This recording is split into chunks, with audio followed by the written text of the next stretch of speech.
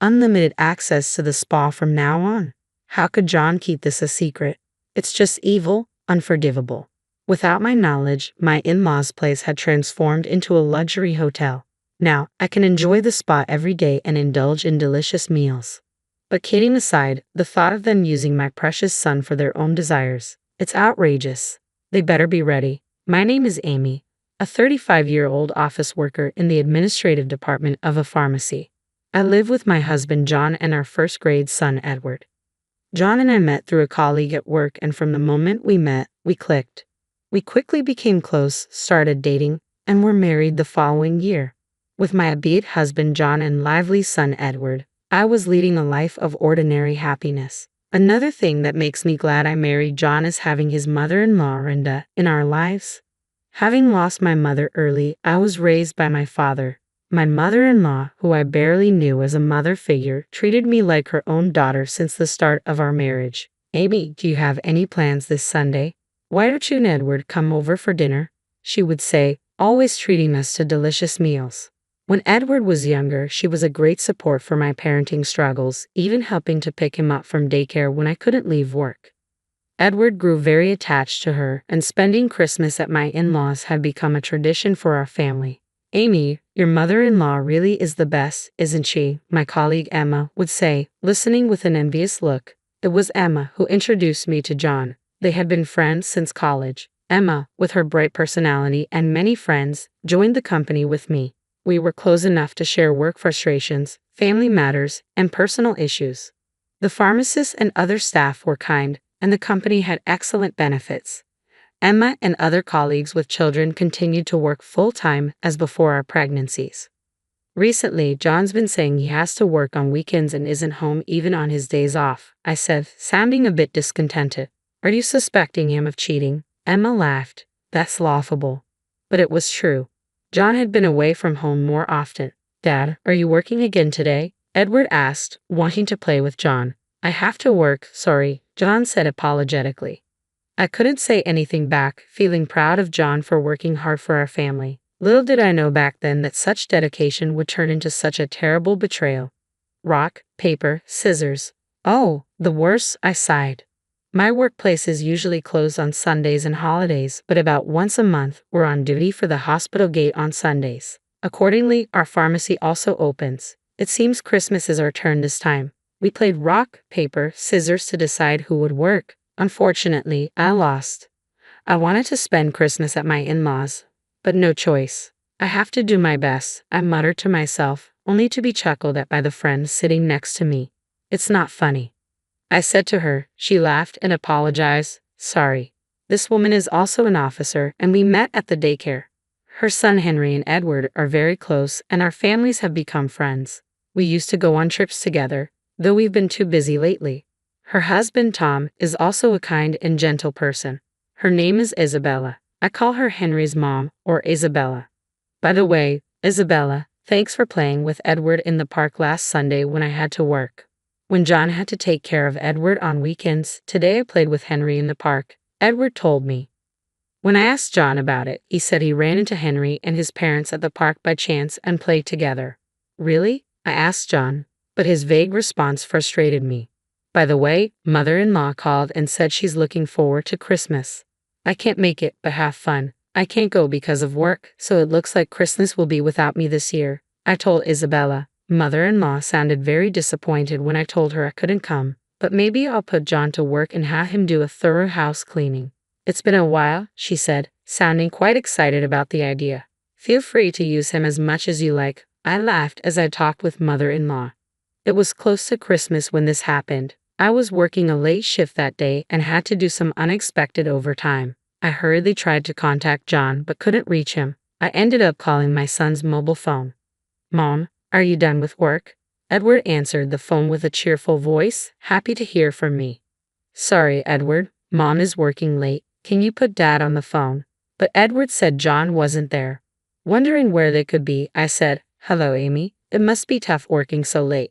John called and said he's going to be late because of work, mother-in-law said. Hello, Amy. It must be tough working so late.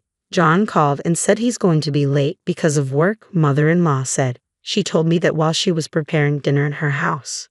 John called her. Sorry, Mom. Amy's on a late shift and I should get home early, but I have to work overtime. Please help. After saying that, John hung up and couldn't be reached again.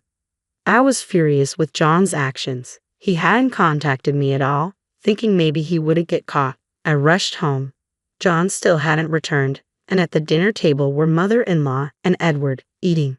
Mother-in-law said she was happy to have dinner alone with her grandson.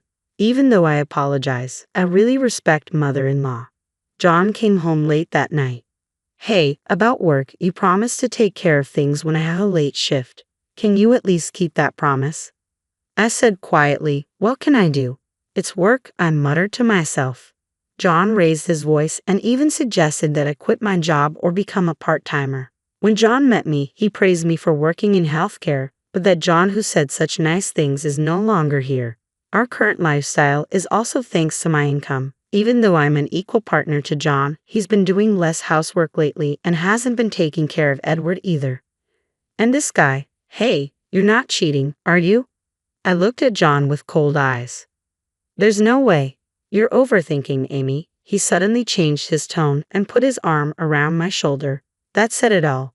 John has always tried to appease me like this when he's lying or feeling guilty. How dare he cheat? He better be prepared. I was glad Edward was asleep. I didn't want to show our son such an ugly fight. From then on, we acted normal in front of Edward, but when it was just the two of us, we hardly talked or even made eye contact. When I told my colleague Emma about what happened, she said, "That guy is the worst. Let me know if you need anything." That was a cool thing to say. Days passed, and before I knew it, it was Christmas Eve. Take good care of Edward, will you? Say hello to Renda for me, I said to John, but as usual, he didn't even meet my eyes. I'm off then, he replied indifferently, and John and Edward left for my in-laws' house. What's with that attitude? It's so annoying, I thought to myself. I spent a lonely Christmas Eve alone in our eerily quiet house. There was no contact from John, but thinking he was having a good time with mother-in-law gave me a little peace of mind. I remembered mother-in-law saying she'd make John clean the house. I wondered if he was being worn out by chores and couldn't help but feel a bit of schadenfreude. Little did I know John was doing something unthinkable at that time. Christmas Day was busy with quite a few patients. Fortunately, I didn't have to work overtime, so I left work and went straight home. I planned to join my in-laws the next afternoon and spend the holiday with mother-in-law. Might as well enjoy some alone time for a change. As I was thinking this, my mobile phone rang. It was mother-in-law. Thinking it was going to be a complaint about John being lazy, I answered. Amy, Merry Christmas. You must be tired from working on Christmas. You did great. Mother-in-law's voice sounded kind, not irritated at all. Merry Christmas, Renda. I wish I could have spent it with you too. Is Edward just playing games? When I asked, mother-in-law fell silent. Even after calling Renda's name a few times, there was no response. I wondered if it was a bad signal. Amy, John and Edward didn't come here this year. I spent Christmas alone, mother-in-law finally said, and then began to sob over the phone. I was in a panic. John and Edward definitely left the house yesterday. Where could they possibly be now? There was a long silence between mother-in-law and me. I'll head over to your place right now, I said. It's about a 40-minute drive to my in-laws. On the way, my mind was filled with thoughts of Edward. What if they were involved in an accident or some incident? These worries spun in my head. When I arrived at my in-laws, mother-in-law was already waiting outside. As soon as she got into my car, I asked quietly, should we call the police? Mother-in-law slowly shook her head. As I wondered why, mother-in-law began to speak. Amy, I'm really sorry about my stupid son. Do you think John is having an affair? Mother-in-law looked at me with teary eyes, and I almost started crying too. What? Actually, that's when I remembered something and hurriedly drove to a certain place. When we reached our destination, I called Edward's mobile phone. Hello? Is Dad nearby? I asked. Yeah, he's here. Come quickly, Mom, Edward answered immediately. Even though we have been apart for only a day, Edward's voice sounded dear to me. What is it, Amy? I'm busy right now. I heard John's voice on the phone, sounding like he wanted to end the call. Immediately, hearing that voice made me feel intense loathing, wanting to confront him. Renda, you said something about making him clean, right? So, are you at your parents' house now? John's response on the phone was calm. Yeah, That's right, Amy. I can't wait to see you. When did he become so adept at lying as easily as breathing? I thought to myself, should I have quit my job? Should I have tried harder at home? But none of that justifies an affair. Oh, Sorenda, you started a luxury hotel. Does that mean unlimited spa access? How could John keep this a secret? I won't forgive him, I said in a low tone filled with hatred. On the phone, John seemed quite flustered by my accusation.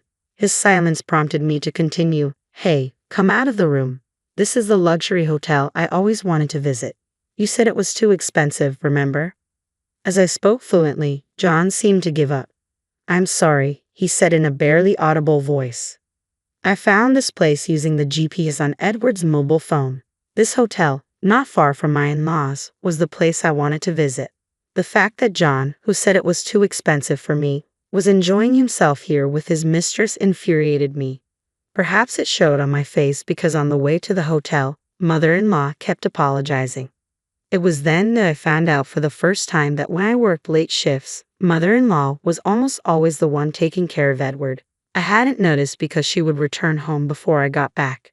John, who was terrible at cooking, used to buy ready-made food, and if mother-in-law tried to cook, he stubbornly refused her. Looking back, that must have been his strategy to keep me from finding out. Even during that short time, John was so enthralled with his mistress. Mother-in-law initially believed John was really working, but as his absences increased, her suspicions of an affair naturally grew. The climax was when mother-in-law saw John walking arm in arm with an unknown woman, looking intimate. She debated whether to consult me but decided against it. The main reason was that she didn't want to lose the chance to see Amy and Edward. Mother-in-law sobbed in the passenger seat, knowing she cared so much for us. Tears streamed down my cheeks too. Mother-in-law was more considerate of me and Edward than John ever was. This time, John had contacted her, saying he would spend some rare time alone with Edward, but asked her to cover for him, saying he'd be at her house. Mother-in-law, suspecting a lie, worried about Edward and contacted me. I despised John from the bottom of my heart for involving so many people, I thought bitterly. At the hotel, after explaining the situation, we were made to wait in the lobby. Then, a man and a woman with guilty expressions on their faces emerged, along with Mom. I was getting bored. I played a law with Henry, who was Edward's friend from daycare. Henry looked around and said, "Looks like my dad hasn't arrived yet." He seemed a bit disappointed. John's mistress was Isabella, another mom from the daycare. I wasn't sure how long the affair had been going on, but these two fools had boldly involved our children. Apparently, they had told their sons that their respective parents would join them later. How despicable. John had booked 2 rooms, one for the children and the other for themselves. So repulsive. Thanks to the hotel's kindness, mother-in-law and I were allowed to stay in a room for a while, where she looked after the children in the other room.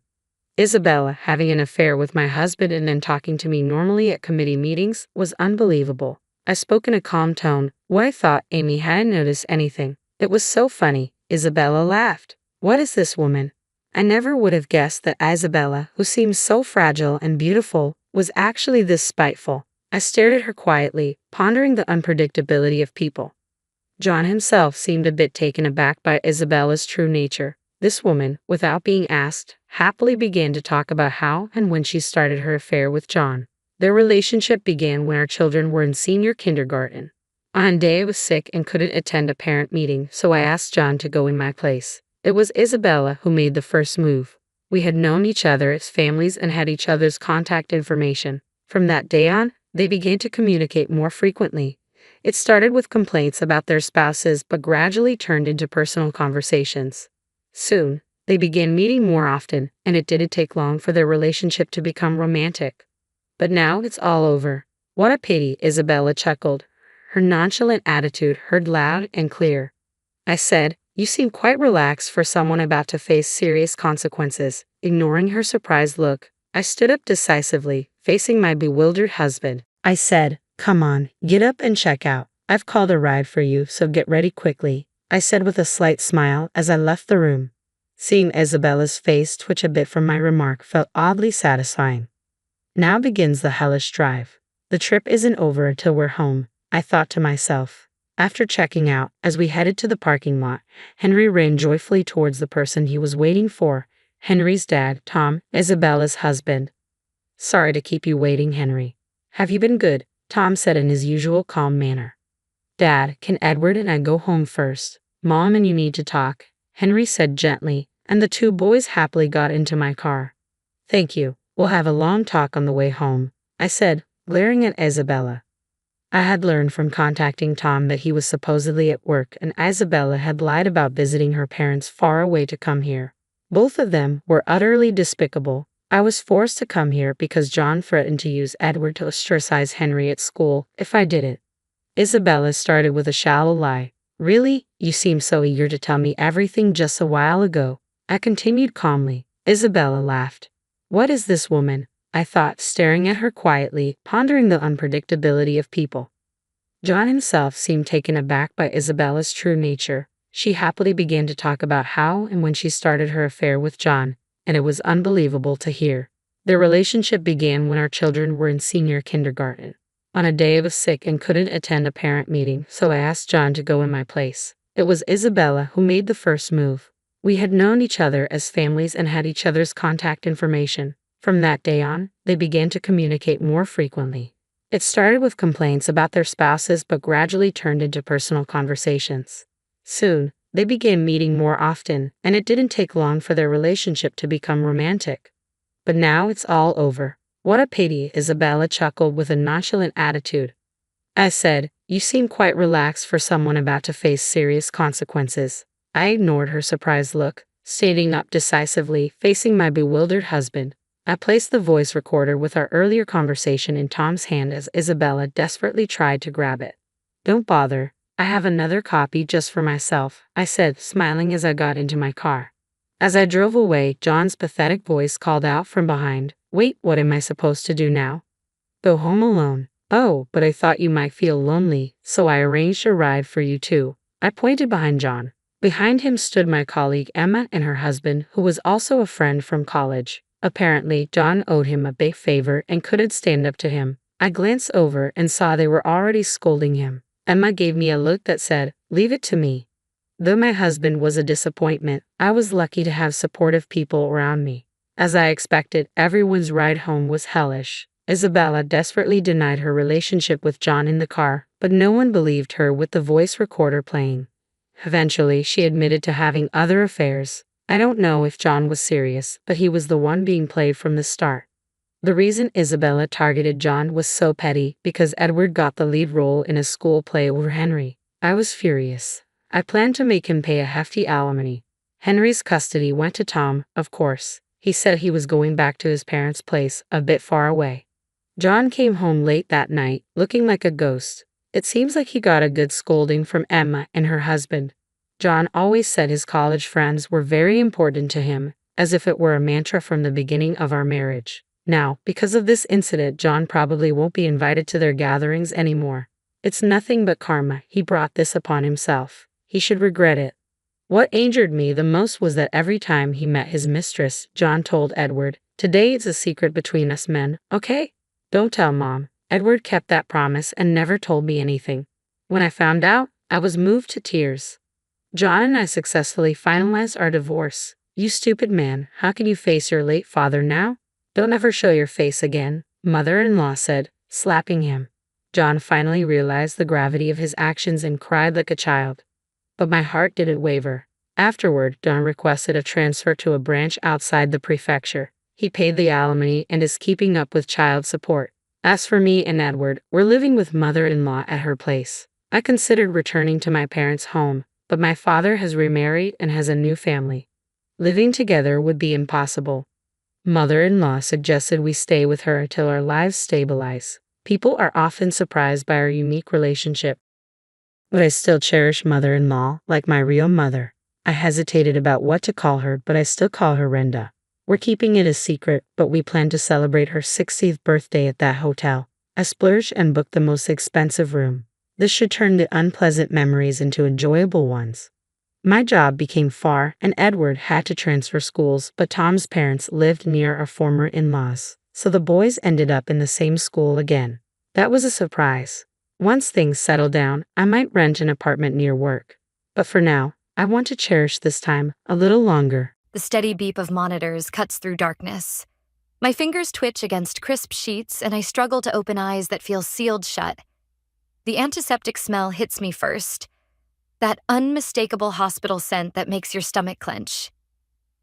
She's waking up. Someone grabs my hand. The voice is familiar but distorted, like I'm underwater. I force my eyes open, blinking against harsh fluorescent lights. Everything's a blur of white and shadow. My throat feels like sandpaper. Zoe, can you hear me? A nurse leans over me, checking my vitals. Try not to move too much. You've been unconscious for nearly 3 weeks. 3 weeks? My mind struggles to piece together fragments. There was rain, screeching tires, the sickening crunch of metal. Then, nothing. Where's Nathan? The words scrape out barely above a whisper. He should be here. My fiancé should be holding my hand right now. The room goes quiet. Too quiet. I turn my head slightly, fighting waves of dizziness, and see Angela from work standing beside my bed. Her face is pinched with something that looks too much like pity. Eng? My heart monitor picks up speed. Where is he? She squeezes my hand harder. Zoe, there's something you need to know, but maybe we should wait until you're stronger. Tell me. The monitor beeps faster.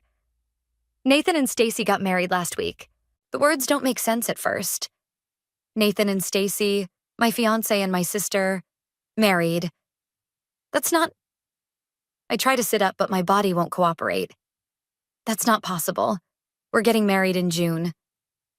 Angela's eyes fill with tears. I'm so sorry. It happened while you were... They didn't even wait for you to wake up. The monitor's frantic beeping matches the roaring in my ears. Memories flash through my mind. Stacy helping me pick out my wedding dress. Nathan surprising me with takeout at the office. The 3 of us laughing over dinner just days before the accident. Get out. My voice doesn't sound like my own. Zoe. Get out! The nurse rushes back in as Angela retreats. They try to calm me down, but everything's spinning out of control. Through the window of my hospital room, I catch a glimpse of someone in the hallway. Tall, blonde, wearing the Cartier watch I bought Nathan for Christmas. I need to see my sister. The words taste like poison. Get Stacy in here, now. The nurse hesitates. Ms. Rivera, you need to rest. Either you get her, or I'll drag myself down that hallway. Minutes later, Stacy glides in like she owns the room. She's wearing my favorite of her dresses, the green one that makes her eyes pop. The same eyes we inherited from our mother. Oh good, you're finally awake. She perches on the edge of my bed like this is a casual visit. We were starting to worry. Were you? Ice creeps into my voice. Is that why you couldn't wait 3 weeks to steal my fiancé? She sighs, examining her perfect manicure. It wasn't like that, Zoe. These things just happen sometimes. Nathan and I realized we had feelings for each other while planning your wedding. The accident just made us see we couldn't keep lying to ourselves. The casual cruelty of her words stuns me into silence. This is my sister. The person who held me when our dad died, who taught me to ride a bike, who promised we'd always protect each other. Get out. My voice shakes. Get out before I rip that ring off your finger. She stands, smoothing her dress. You should focus on getting better instead of being dramatic. Nathan and I hope you'll understand eventually. We're still family. As she reaches the door, I find my voice again.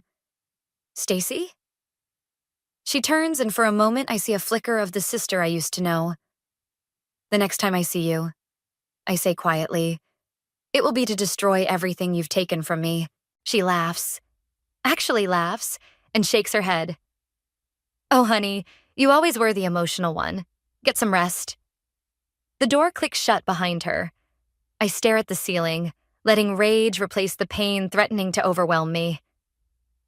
3 weeks. They couldn't even wait 3 weeks while I lay here fighting for my life. The heart monitor's steady rhythm matches the mantra building in my mind. They will pay. They will pay. They will pay. I've never hated anyone before. But as I lie here planning my sister's downfall, I realize hate feels an awful lot like purpose. Coming home feels like walking into someone else's life. Everything's exactly where I left it. The half-finished sketches on my drafting table, the coffee mug Nathan bought me still in the dish rack, Stacy's birthday card propped on the mantle. But nothing feels real anymore. Angela hovers behind me as I step into my apartment. You sure you don't want me to stay? The doctor said you shouldn't be alone yet. I need to do this by myself. My fingers trace the edge of the couch where Nathan and I used to curl up watching movies. But thank you. For everything. After she leaves, I stand in the silence, letting reality sink in. 3 weeks in a coma, and they couldn't even wait. The thought loops endlessly, each iteration stoking the fire in my chest. My phone buzzes. Another message from Mom asking to talk. I delete it without reading. She was at their wedding. She watched my sister marry my fiancé while I lay unconscious, and she celebrated with champagne. I head to my home office, needing to focus on something concrete. Work emails should be a good distraction. But when I open my laptop, the first thing I see is an email from Sean, my mentor at the firm. Zoe, hope you're recovering well. Unfortunately, given your extended absence and some concerning issues with your recent projects, we'll need to discuss your position when you return. Sean. My hands shake as I click through my work folders. Files are missing. Designs I spent months perfecting have been altered or deleted entirely. This isn't just about Nathan and Stacy anymore. They're trying to erase me completely. A knock at the door interrupts my spiral. I consider ignoring it until I hear Brady's voice.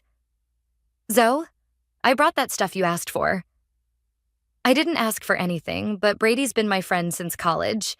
He's the only one who didn't attend the wedding. I open the door to find him holding a thick manila envelope. What's this? He glances down the hallway before stepping inside. Police report from your accident. I called in some favors to get it. I didn't ask you to... No, but you need to see this. His face is grim as he pulls out documents. The skid marks, the angle of impact. It wasn't just a random accident, Zoe. Someone ran you off the road. The room tilts slightly. I grab the edge of the counter. What are you saying? Look at the timestamp. This happened right after you left Nathan's office that night. Brady spreads photos across my kitchen counter. You told me you were going there to surprise him with dinner? What really happened? The memory hits like a physical blow. Walking into Nathan's office late that night. Seeing him with Stacy, wrapped around each other on his desk. The look on their faces when they saw me. Not shame, not guilt, just annoyance at being caught. I ran out. I whisper. Nathan followed me to the parking lot saying he could explain. I drove away and then I stare at the photos. Are you saying the car that hit you was dark blue? Like Nathan's Audi. Brady's voice is gentle but firm, which he conveniently sold the week after your accident. My legs give out and I sink to the floor. Brady crouches beside me, but I barely register his presence. The pieces click together with horrible clarity. The affair, the accident, the rushed wedding. They didn't just betray me. They tried to kill me. I'm going to be sick. I barely make it to the bathroom. When I emerge, Brady's organizing the evidence into neat piles. What do you want to do? We could take this to the police. No. The word comes out sharp and clear. Not yet. He studies my face. Zoe. They think they've won. My voice is steady now. Cold. They think they can just take everything. My fiancé, my career, my life. And I'll either die or fade away quietly. I pick up one of the photos. But they forgot something important. What's that? I meet his eyes in the mirror, and for a moment I barely recognize myself. I'm an architect. I know how to tear things down so completely that nothing can ever be rebuilt. Brady's quiet for a long moment. Whatever you're planning, I want in. They don't get to do this to you. I nod slowly, mind already racing with possibilities. Nathan's careful reputation, Stacy's social climbing, Sean's professional ethics. They're all just structures waiting to be demolished. First, I say, reaching for my phone, I need to call Trevor. If our family lawyer helped rush their wedding while I was in a coma, I bet he knows what other secrets they're hiding. The rage that's been burning in my chest crystallizes into something harder, sharper. They wanted to bury me? Fine. I'll drag them down with me. Trevor's office smells like leather and money. He adjusts his tie as I sit across from him, trying to hide his discomfort behind a professional smile. Zoe, I'm glad to see you've recovered. What can I help you with? I place the accident report on his desk. You can start by explaining why you helped my sister marry my fiancé while I was in a coma. His smile falters. That's a private matter between family? I lean forward. Funny how I'm only family when it's convenient. Did you help Nathan sell his car too? The blue Audi that mysteriously disappeared right after my accident? Color drains from his face. I don't know what you're implying. Yes, you do. I keep my voice steady despite the trembling in my hands. You've been our family lawyer for 15 years. You knew about their affair, didn't you? Before the accident, he stands abruptly, moving to his window. Some things are better left in the past, Zoe. Focus on your recovery, your future. My future? I laugh, the sound sharp enough to make him flinch. The one where I go back to work and pretend Sean hasn't been sabotaging my projects? Or the one where I play happy families at Christmas while my sister wears my engagement ring?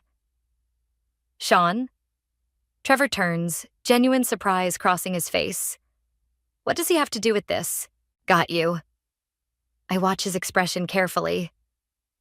You tell me, you handled the paperwork for his promotion last month, right? The flash of confusion in his eyes confirms my suspicion. Sean's betrayal runs deeper than I thought. I stand, gathering my things. Thanks for your time, Trevor. You've been very helpful. Wait. He moves to block the door. Whatever you're planning, don't. Some things should stay buried. Like attempted murder? He pales further. You can't prove anything. Watch me. I leave him sweating in his office and head straight to the architectural firm. It's after hours, but my keycard still works. The familiar open-plan office is eerily quiet as I make my way to Sean's corner office. His computer is locked, but I know his password. He never changed it after making me set up his system last year. Within minutes, I'm downloading everything. Project files, emails, financial records. If he's been sabotaging my work, there'll be evidence. Zoe, I freeze.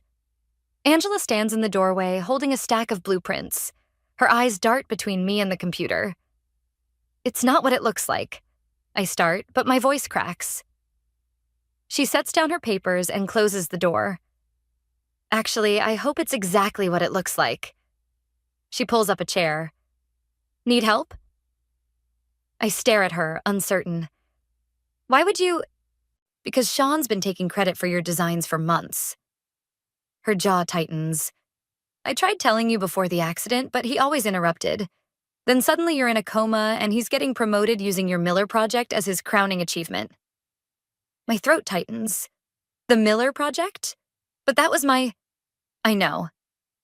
She starts typing, pulling up files I hadn't found. I've been keeping copies. Figured you'd need them eventually. Tears blur my vision. The first I've allowed myself since waking up. Angela squeezes my hand. You're not alone in this, Zoe. Some of us still know right from wrong. A noise in the hallway makes us both jump. Angela quickly transfers the files to my drive while I wipe any trace of our presence. We're almost to the elevator when Sean's voice rings out. Working late? He stands by the break room, coffee in hand, watching us with narrowed eyes. My heart pounds, but Angela steps forward smoothly. Just showing Zoe the changes to her projects while she was out. Doctor says familiar work might help her recovery. His smile doesn't reach his eyes. How thoughtful. Though I'm not sure there's much left of her projects to show. The threat in his voice is clear. I meet his gaze, channeling Stacy's casual cruelty from the hospital. Don't worry, Sean. I saw everything I needed to see. In the parking lot, Angela hugs me tightly. Be careful. Sean has powerful friends. So do I reply, thinking of Brady waiting at my apartment with the accident evidence. And I'm done being careful. At home, I spread everything across my dining table. Police reports, project files, wedding documents. A web of betrayal laid bare in paper and pixels. Brady whistles low. This is bigger than Nathan and Stacy, isn't it? I nod, studying Sean's signature on documents, claiming my work as his own. The same signature that appears on Nathan's company promotion last month. The pieces shift again, revealing new patterns. They're all connected, I realize. The affair, the accident, my projects. This wasn't just about stealing my fiancé. They needed me gone. Brady's expression hardens. Then let's make them regret not finishing the job. I trace Sean's signature, remembering his smug smile. Starting with him. The board meeting room falls silent as I walk in. Sean's stolen files clutched in my hands. His face goes from shocked to furious in seconds. This is a private meeting. About the Miller project? I smile, channeling Stacy's practice charm. Perfect, since I designed it. The board members exchange glances. Sean forces a laugh. Zoe's still recovering. Perhaps the accident has confused. Oh, I'm very clear. I start distributing copies of emails and design documents. Clear about how you stole my work while I was in a coma. Clear about the trail of projects you've claimed credit for. And very clear about the kickbacks you've been receiving. One of the board members, an older woman, adjusts her glasses. These signatures? Sean, is this true? His chair scrapes back. This is ridiculous. She's obviously fabricated. The timestamps and metadata are authentic. I cut in. And I'm sure the SEC would be very interested in those offshore accounts you've been using. The room erupts in whispers. Sean's face turns purple. You have no idea what you're doing. Actually, I do. I meet his gaze steadily. I'm taking back what's mine. Hours later, I sit in my apartment, hands shaking as I pour a glass of wine. Sean's been suspended pending investigation. His reputation is in tatters. I should feel triumphant, but instead I feel hollow. My phone buzzes. Mom again. This time I answer. Zoe, thank God. Her voice breaks. Please, we need to talk. About how you watched Stacy marry Nathan while I was fighting for my life? It wasn't... She stops, starts again. There are things you don't understand. Then explain them to me. The wine sloshes as my hand tightens on the glass. Explain how my mother could do that to me. Silence stretches between us. Then, come to dinner tomorrow. Please, there's something you need to know. I almost refuse, but curiosity wins. Fine, but I'm bringing Brady. Mom's house looks exactly the same. Family photos lining the walls, including one of Stacy and me as kids, arms around each other, gap-toothed smiles identical. I resist the urge to smash it. Brady squeezes my hand as we enter the dining room.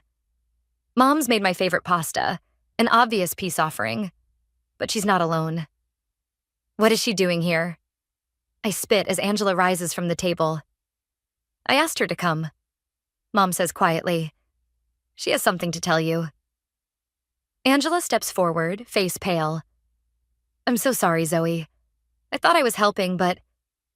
She pulls out her phone, hands shaking. You need to see this.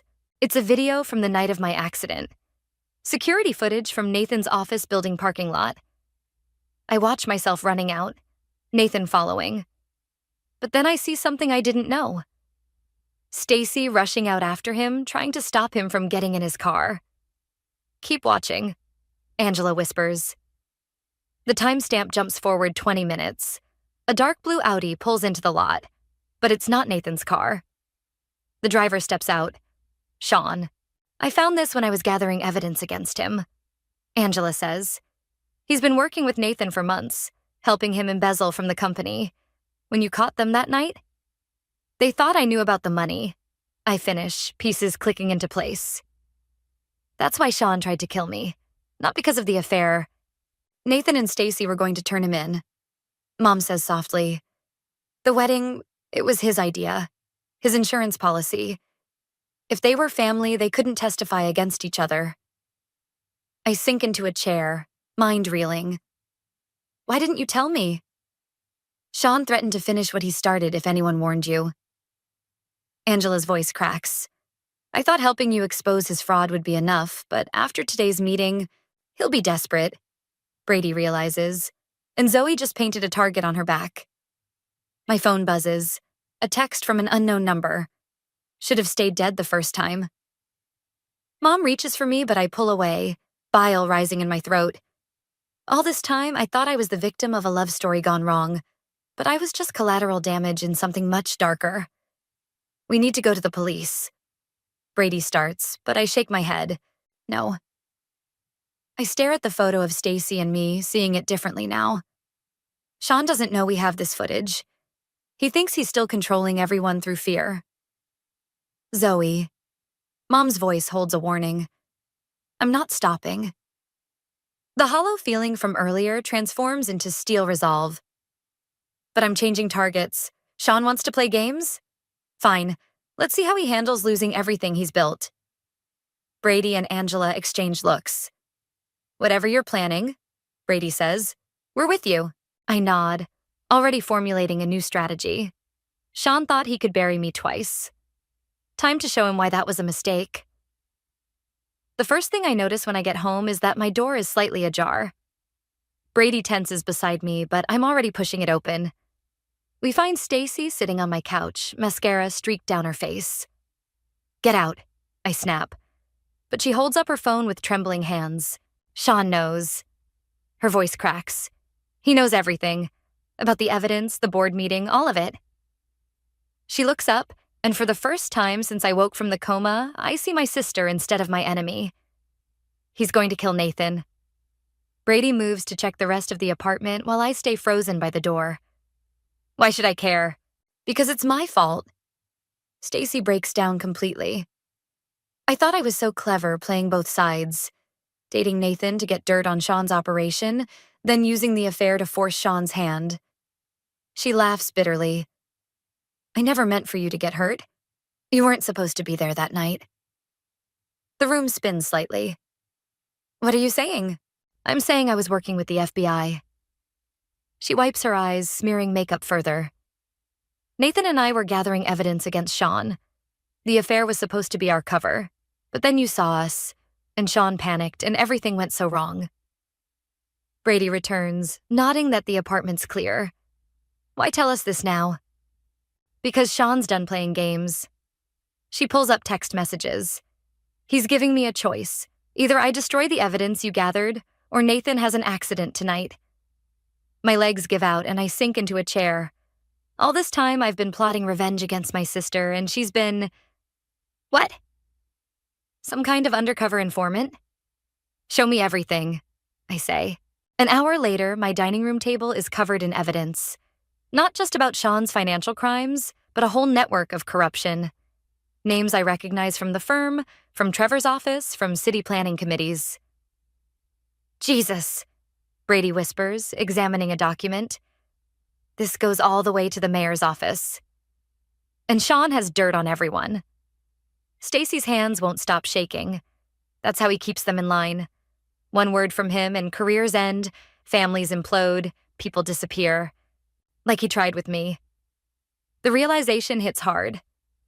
You and Nathan were going to expose him, so he tried to kill me as a warning. She nods miserably. The wedding was damage control. Sean thought if we were family, you'd back off once you woke up. But then you started digging. My phone buzzes. Angela. Sean just left the office. He looked ready to kill someone. We need to move, Brady says. If he's going after Nathan? No. I stand up, mind racing. That's what he expects. He's counting on Stacy running to save Nathan. Stacy looks up sharply. What are you saying? I'm saying Sean's not the only one who can set traps. I grab my laptop. Where would Nathan be right now? The club. He always plays poker on Thursdays. Perfect. I start typing rapidly. Brady, call Angela. Tell her to send that footage to every board member, but don't let them open it yet. Stacy, text Sean. Tell him you'll meet him at the club to hand over the evidence. Are you insane? She protests. He'll kill us both. No. I meet her eyes steadily. He'll try, but this time we'll be ready. And this time, I pull up the club's security system, another project Sean stole from me. I'll be the one controlling the cameras. Brady catches on first. We're going to catch him in the act. Better. I smile grimly. We're going to make him confess. To everything. Stacy stares at me for a long moment. Why would you help me? After everything. Because you're still my sister. The words surprise me as much as her. And because Sean needs to pay for what he did to all of us. She reaches across the table, hesitantly taking my hand. I never wanted your forgiveness. I just wanted you safe. I know. And somehow I do know. The rage that's been driving me starts to shift into something else. Not forgiveness exactly, but understanding. But after tonight, we do this my way. No more secrets. Deal. She squeezes my hand. Tell me the plan. As we work out the details, my phone buzzes again. A text from Sean. Last chance to walk away, Zoe. Some graves should stay filled. I show it to Stacy and Brady. Ready to bury Sean instead? They nod grimly. We have 2 hours until the meeting at the club. 2 hours to set our trap. 2 hours to end this. I look at the photo of Stacy and me as kids, still hanging on my wall. After tonight, nothing will be the same. But maybe, just maybe, something broken can be rebuilt stronger. The club's private poker room feels like a trap closing in slow motion. I sit at the security desk, watching through cameras as Stacy meets Sean at the bar. Brady's voice crackles through my earpiece. Nathan just arrived. He looks nervous. He should be. I adjust the camera angle, catching Sean's predatory smile as he spots Nathan across the room. Everyone clear on the plan? Crystal clear, Angela confirms from her position near the emergency exit. Though I still think you should let me call my contact at the FBI. No? I watch Sean lead Stacy toward the poker room. We do this ourselves. The security feed shows Nathan already seated at the poker table, hands shaking slightly as he shuffles cards. 3 other players, all Sean's cronies, surround him. A perfect audience for what's about to happen. Showtime, I murmur, activating the hidden microphones we planted earlier. Sean's voice fills my headset. Nathan, dealing us in? Of course. Nathan's smile is brittle. Stacy, honey, I didn't expect you tonight. Oh, I wouldn't miss this game. Sean's tone drips with menace as he takes his seat. Would you, Stacy? She clutches her purse, containing blank papers instead of the real evidence, and forces a smile. Never. I start recording as Sean deals the first hand. The conversation stays casual, but tension crackles beneath every word. 20 minutes in, Sean makes his move. Speaking of missing things, he says, studying his cards. Heard some interesting rumors about company files going missing, right before poor Zoe's unfortunate accident. Nathan's tells are obvious. Rapid blinking, throat clearing. I wouldn't know anything about that. No? Sean raises the bet significantly. Funny, since those same files recently ended up with the board. Almost cost me everything. His smile turns sharp. Almost. Stacy touches Nathan's arm. Maybe we should... Sit down. Sean's mask slips, revealing the monster beneath. Both of you tried to play me. Now we're going to play my game. The other players shift uncomfortably. Perfect. Brady, I whisper. Now. The lights flicker once, twice. Sean's head snaps up. What? The power cuts completely. In the darkness, I hear chairs scraping, confused voices. When emergency lights kick in 30 seconds later, the other players are gone. Just Sean, Nathan, and Stacy remain. And me, stepping through the door. Sean's face contorts. You. Surprised to see me vertical? I move closer, noting how his hand twitches toward his jacket. Don't bother. Your gun's been removed. His composure cracks further. How did you know about the gun? The same way I know about everything. I pull out my phone, playing back his earlier threats. Amazing what people say when they think they're alone. You recorded me? He laughs, but fear edges his voice. Doesn't matter. Your word against mine. And dead girls can't testify. True. I tap my phone.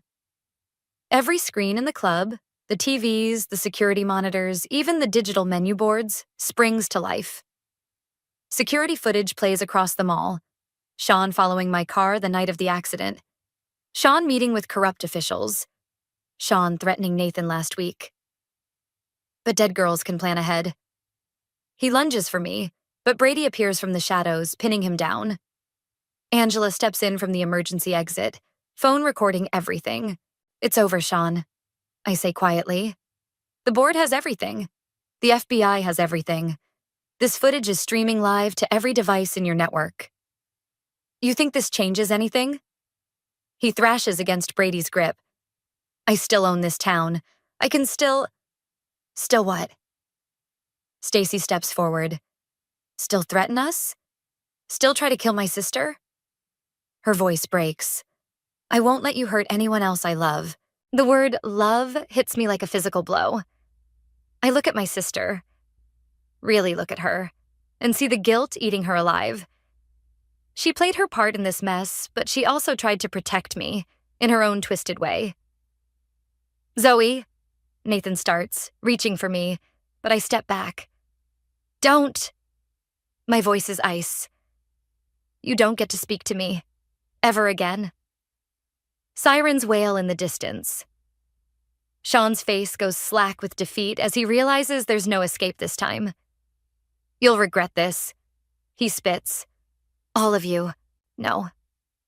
I lean close, letting him see the truth in my eyes. The only thing I regret is not seeing you for what you were sooner, but that's over now. As police flood the room, I feel the weight of the past months lifting. But when I turn to leave, Stacy grabs my arm. Wait, she pleads. What happens now? With us? I look at my sister, my first friend, my worst betrayer, my unexpected ally, and realize I don't have an answer yet.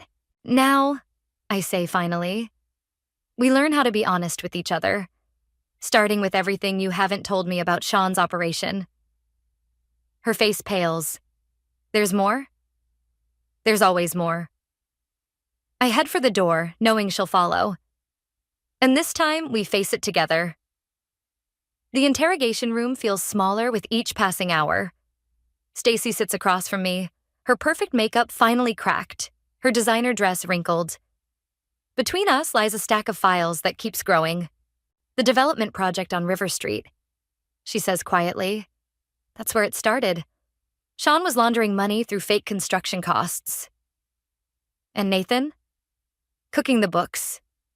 She won't meet my eyes. We both thought we could gather enough evidence to take Sean down without anyone getting hurt. Except I got hurt anyway. Her hands shake as she reaches for her water. When you caught us that night, I tried to stop Nathan from following you. I knew Sean was watching The Office. I knew he'd... She breaks off, tears finally falling. I should have tried harder. Before I can respond, Brady knocks on the door. FBI's here. My stomach drops. This is it. The moment everything becomes official, irreversible. Part of me wants to grab Stacy and run, protect her like she tried to protect me. But we're past that now. Ready? I ask her. She wipes her eyes, straightening her spine. No, but let's do it anyway. The federal agents are exactly what you'd expect. Crisp suits, stern faces, an air of contained power. They listen silently as we lay out everything. Sean's criminal empire, the network of corrupt officials, the attempted murder, all of it. And you have proof of these allegations? The lead agent asks. I start pulling up files on my laptop, but Stacy speaks first. I was wearing a wire. Her voice is barely audible. For months, every meeting, every threat, every deal. The room goes still. I stare at my sister, understanding finally hitting me. That's why you couldn't tell me. You were already working with them. She nods miserably. They approached me after finding irregularities in the River Street project. I agreed to help, thinking I could protect everyone. Instead, she looks at me, really looks at me, for the first time since the hospital. Instead, I almost got you killed. Miss Rivera, the agent interrupts. Your recordings could be crucial evidence, but using them means testifying. Against Sean, against the others, against Nathan. I know. Stacy's hands ball into fists. I'll do it. Even though he's your husband? He stopped being my husband the moment he chose Sean over my sister. Pride and pain war in my chest. This is my sister. The real Stacy, not the polished society wife she became. The girl who once broke Tommy Wilson's nose for pushing me off the swings. There's something else, I say, pulling out my phone. The night of my accident, Sean made a call. I found it in the phone records. I play the recording Brady helped me recover. Sean's voice, calm and cold, ordering someone to make sure she doesn't wake up. The agent leans forward. Who is he talking to? Trevor. The name tastes bitter. Our family lawyer. He's been Sean's fixer for years. Stacy gasps. Trevor? But he's been with our family since Dad died. I meet her eyes. Maybe it's time we looked into that too. The agents exchange glances. One steps out to make a call. The lead agent turns back to us. Ladies, what you're proposing would dismantle half the power structure in this city. There will be consequences. There already have been consequences, I say, touching the scar on my temple. Now there can be justice. A commotion erupts outside. Through the window, I see Sean being led past in handcuffs, Trevor right behind him. Sean locks eyes with me, his face twisting with hatred. This isn't over, he mouths. But it is. I feel it in my bones, in the way Stacy's hand finds mine under the table, in the quiet certainty that we're finally telling the truth. What happens now? Stacy whispers once the agents step out to process everything. Now we rebuild. I squeeze her hand. But this time we do it right. No more lies, no more secrets. Even if it means losing everything, we already lost everything. I think of my old life, the perfect fiancé, the rising career, the uncomplicated sister relationship. But maybe what we build in its place will be stronger. She studies my face. Can you ever forgive me? I don't know. The honesty hurts us both, but it's necessary. But I'm willing to try if you are. Through the window, I watch Sean and Trevor being driven away. Behind us, the agents are already mobilizing to arrest Nathan and the others. Everything we knew is crumbling. But for the first time since waking up in that hospital bed, I feel truly awake, truly alive. Ready? I ask Stacy, standing to face whatever comes next. She rises too, shoulders straight, eyes clear. Ready. Together, we step into the storm we've created, knowing that sometimes you have to tear everything down to build something true. The courtroom falls silent as I take the stand. Sean sits at the defense table, still wearing his expensive suit like armor, but his eyes betray his fear. Behind him, Nathan slumps in handcuffs, refusing to look at anyone. Trevor's already cut a deal, turning state's evidence in exchange for leniency. Stacy squeezes my hand as I pass. She testified yesterday, laying bare every detail of Sean's operation. Now it's my turn. Please state your name for the record. Zoe Rivera. My voice carries clearly through the hushed room. Ms. Rivera, can you tell us about the night of March 15th? I look directly at Sean as I speak. I went to surprise my fiancé at his office. Instead, I found him with my sister. A muscle twitches in Sean's jaw. When I fled, he followed me to the parking lot. That's when I saw the other car. The blue Audi? Yes. It followed me onto River Street. The driver? I pause, letting the tension build. The driver was Sean. He ran me off the road and left me for dead. Sean's lawyer stands. Objection. Speculation. Your Honor, the prosecutor interrupts. We have video evidence confirming the defendant's presence. And phone records, I add clearly, showing his call to Trevor immediately after, ordering him to ensure I never woke up. The jury stirs. Sean's face goes ash white. But I did wake up, I continue. And I found proof of everything. The embezzlement, the bribes, the murder attempt. All of it. Liar, Sean surges to his feet. You think you've won? You have no idea what's coming. Actually, I pull out my phone. I do. The prosecutor plays the recording. Sean's voice threatening me at the club, confessing to everything in his rage. But there's more. Something not even Stacy knows about. That call to Trevor? I lean forward. It wasn't the first time Sean ordered a hit, was it, Mom? The gallery erupts as my mother stands, FBI agents moving to flank her. Sean's eyes go wide with recognition. Dad's car accident wasn't an accident, I say into the chaos. He found out about Sean's operation 5 years ago. Mom knew. She's been helping cover it up ever since. Order! The judge's gavel cracks like gunshots. Remove the defendant's wife immediately. As they lead my mother away, I see the moment Sean finally breaks. His carefully constructed world is crumbling and he knows it. No further questions, the prosecutor says quietly. Outside the courtroom, Stacy catches up to me. Why didn't you tell me about Mom? I couldn't. I watch our mother being processed by federal agents. Not until I was sure. Brady found the evidence last week. Her offshore accounts, the payments from Trevor. All this time, Stacy's voice cracks. Dad died because of Sean? Because of her? Because of choices. I turn to face her. The same choices you and Nathan made, getting involved with Sean. The same choices I made, pursuing revenge instead of justice at first. And now? Now we choose differently. I pull out the keys to our childhood home. Starting with this. Her eyes widen. The house? But Mom can't keep it now that it's evidence of criminal conspiracy.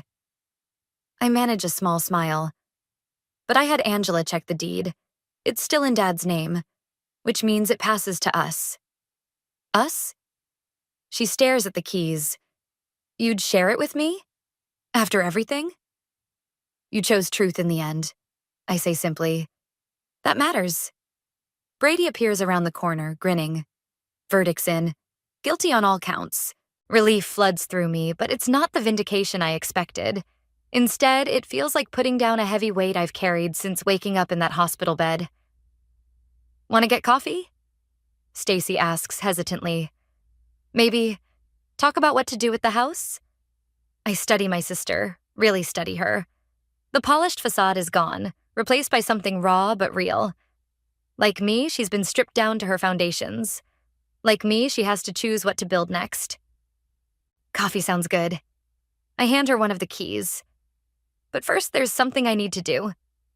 I walk back into the courtroom where Sean sits, shell-shocked by the verdict. He looks up as I approach. Congratulations, he spits. You destroyed everything. No. I place my old engagement ring on the table, the one he helped Nathan pick out, the one that marked the beginning of their conspiracy. You destroyed everything. I just exposed the truth. I turn away, feeling lighter with each step. Behind me, Sean calls out, You think this fixes anything? You think you can just rebuild what's broken?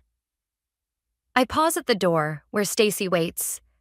No, we'll build something better. Together, we walk into the sunlight, leaving the shadows behind. There will be hard days ahead, trust to rebuild, wounds to heal. But for the first time since I woke up in that hospital bed, I'm not looking back. I'm looking forward to whatever we choose to build next. Decking out this room will be such a thrill, Mason chimed as he declared, staking his claim. You try to fuss, Ma, and you'll see me leaving you to fend for yourself. The cutting edge to his words caught me off guard. I had barely closed the front door of my modest home, where memories with my late husband lingered, when Mason began barking orders. Amber, his wife, stood in the corner, scrolling through her phone, barely acknowledging me. Give it a rest, Amber. We're here now. Better make the best of it, Mason said, glancing in her direction. Amber sighed, putting her phone away. I shuffled into the living room, feeling the weight of my decision. My husband had passed away just a year ago, and now I'd agreed to let Mason and Amber move in. I expected support, companionship. I didn't expect this hostility. "Nora, where do you keep the good plates?" Amber asked wearily, walking into the kitchen. "In the cabinet above the sink," I replied, trying to keep a positive tone. "Why do you need them right now?" "Just checking. You know, we have friends over sometimes. Don't want them eating off these cheap ones," she said dismissively, picking up one of the plates from the drying rack and looking at it critically. I bit my tongue. I wanted to protest, but Mason gave me a look that froze the words in my throat. "Amber, just leave it. We'll buy new plates if we need to," Mason said, as if I wasn't even there. The house might have been small, but it was filled with memories.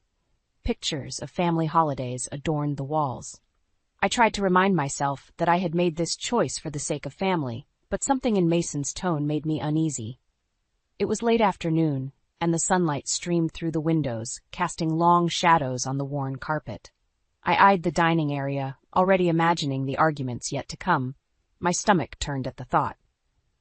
"Mason, can we talk for a moment?" I asked, trying to sound assertive. "Sure, Ma. What's up?" He responded with a fake warmth, following me into the hallway. "Why the rush to claim your room? You said you needed help, and I let you move in. Show a little respect, please," I said, trying to maintain eye contact. He folded his arms, leaning against the wall. "Respect? Ma, we're here to help you out, too. Don't forget that." I nodded, unwilling to argue further. I retreated to my bedroom seat, the only place where I felt I still had control. As I sat on the edge of my bed, I looked at the framed photo of my husband on the nightstand. His kind eyes seemed to offer me strength. Amber's voice floated down the hallway, interrupting my thoughts. "Mason, how about we order in tonight? I'm not in the mood to cook." "Fine by me," Mason replied, his voice indifferent. I felt a mixture of frustration and sadness. I hadn't anticipated how disruptive their presence would be. A few hours later, the house was filled with the aroma of takeout. I joined them at the table, where Mason and Amber were already eating. "Nora, do you want some?" Amber asked, not looking up from her food. "Sure," I responded, sitting down. "So, Ma, any interesting plans for tomorrow?" Mason asked between bites. "I was thinking of visiting the market, stock up on some fresh produce," I said, hoping he might engage in a real conversation. "Amber," he interrupted, clearly not paying attention to me, "we should go check out that furniture store you mentioned." "Yes, we need to update a few things around here," Amber said excitedly. I sighed, putting down my fork. I'd appreciate if we could discuss changes before jumping into them. "Ma, we'll take care of it, don't worry," Mason said dismissively, already looking back at his phone. I felt an unsettling chill. My home, once filled with love, now felt alien. This wasn't the beginning I had hoped for. The next few days passed in a blur of tension and biting comments. Every time Amber opened her mouth, it seemed to be to criticize or demand something new. Any attempt to create harmony was met with sneers and dismissive gestures. One evening, as I sorted through some old papers at the dining table, Mason walked in, rifling through the mail. "Bills, bills, and more bills. Do you ever not get these, Ma?" he muttered loudly. "They come with living in the house, Mason," I said patiently.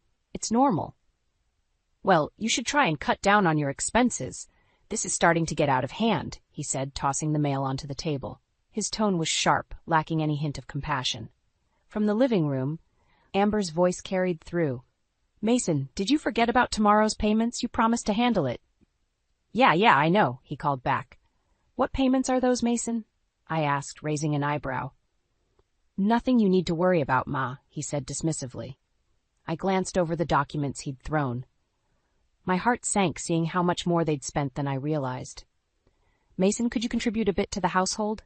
Money is tight," I asked, my tone hopeful. Mason didn't even look up. "Ah, sorry, slipped my mind. I'll get on it next time," he said offhandedly. Amber walked in, her face twisted in disdain. "Honestly, this place is a nightmare. So old-fashioned and depressing. How did you ever live here, Nora?" I bit back a retort and offered a thin smile. "It's home, Amber. It has history." "Well, history doesn't pay the bills, now does it?"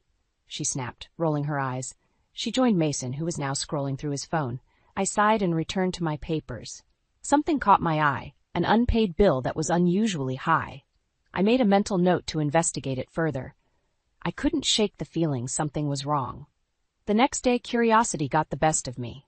I quietly checked Mason's office while they were out. I found unopened bills and receipts everywhere, and many were marked with overdue notices. My pulse quickened. This mess had to be cleaned up, but more urgently, I needed answers. Later that evening, I confronted Mason and Amber when they returned.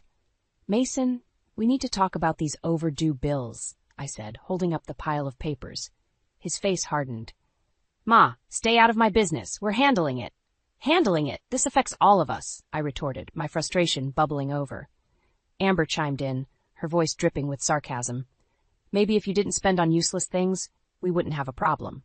"Useless? Everything I buy is for the house," I said, feeling anger rise. "Sure, keep telling yourself that," Amber said, tossing her hair back. I took a deep breath. "Mason, something isn't adding up. I need to know what's going on," I said more calmly. "Drop it, Ma," Mason said sternly. I said we'll take care of it. That night, I lay in bed wide awake. Their behavior, the financial discrepancies, it all felt wrong. I had to dig deeper. This had become more than just a family issue. It was a question of survival. Morning arrived, and as they left for their activities, I decided to visit Mason's workplace, a small tech startup. I needed to understand more. The office was a short drive away. When I walked in, Emily Harper, a young employee, greeted me. "Hi, can I help you?" she asked with a friendly smile. "I'm Nora, Mason's mom. Just thought I'd drop by and say hi." Emily's smile faded slightly. "Oh, Mason didn't mention you'd be coming. He's out right now."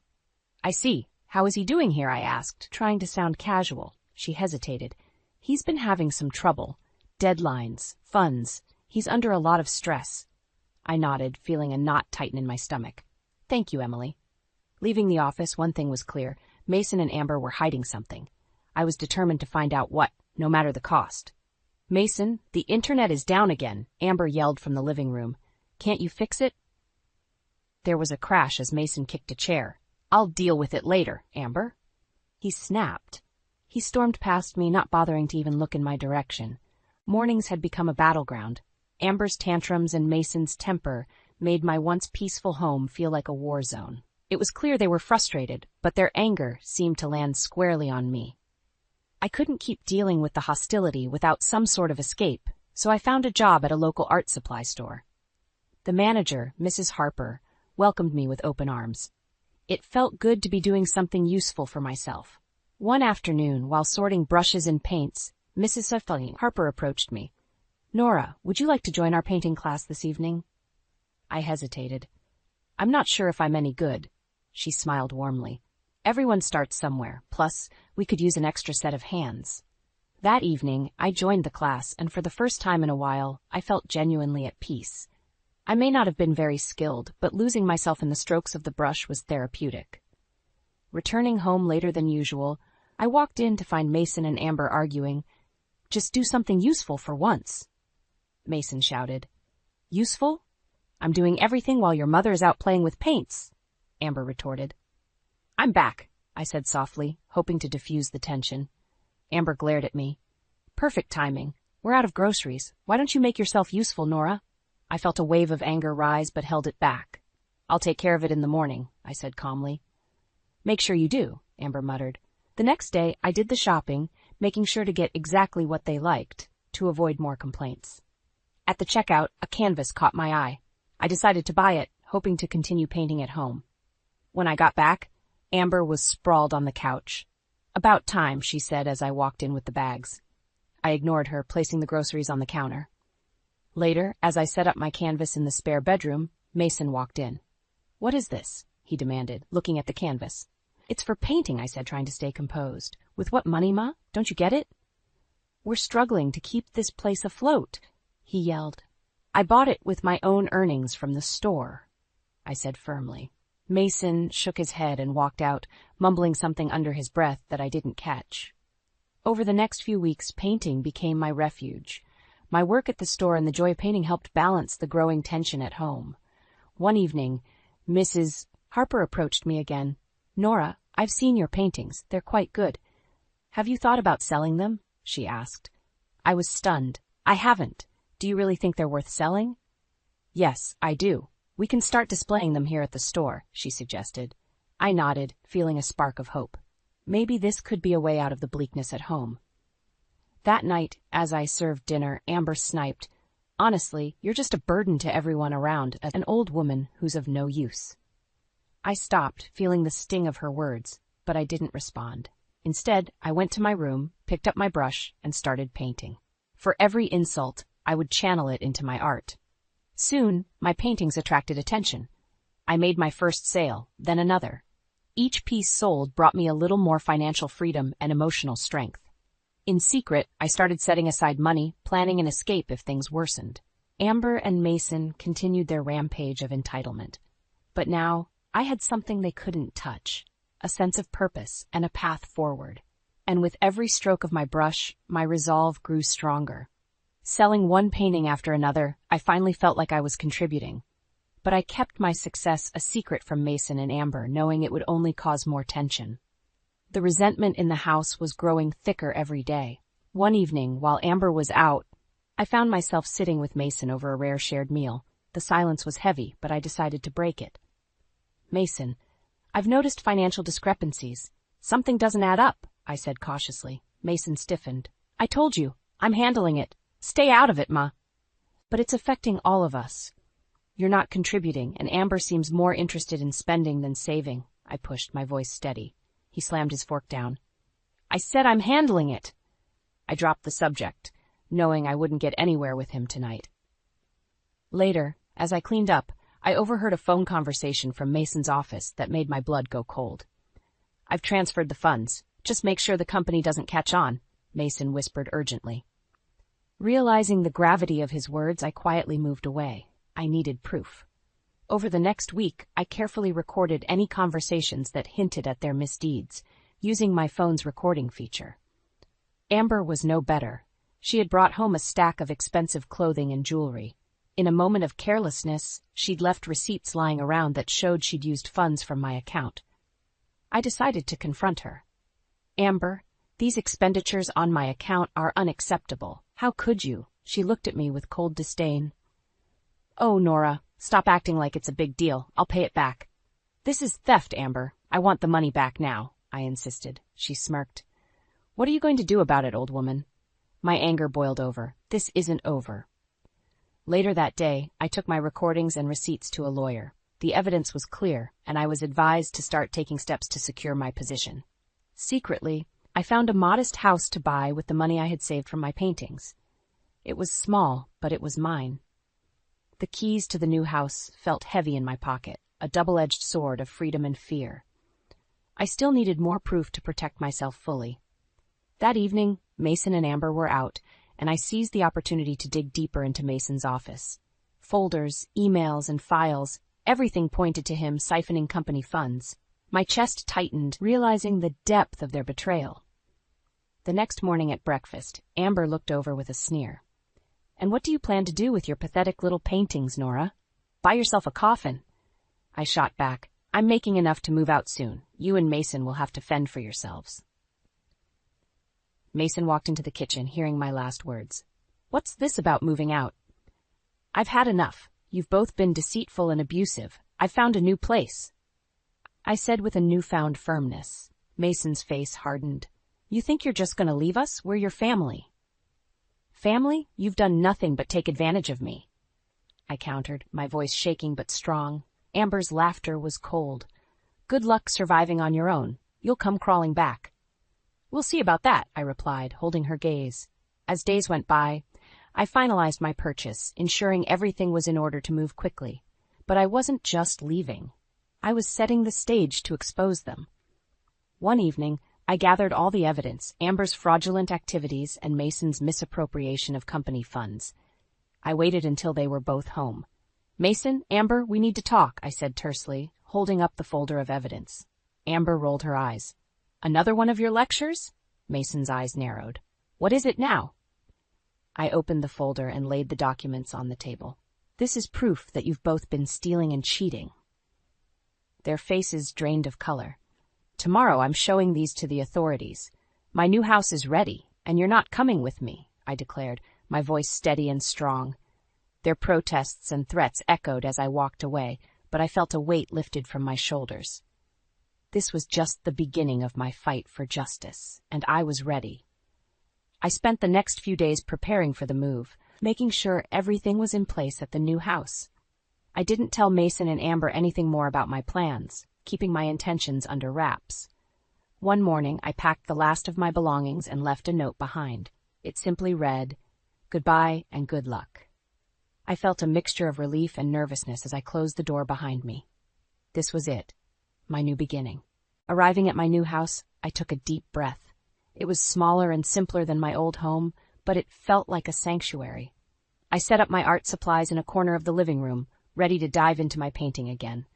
A few hours later, there was a frantic knock at the door.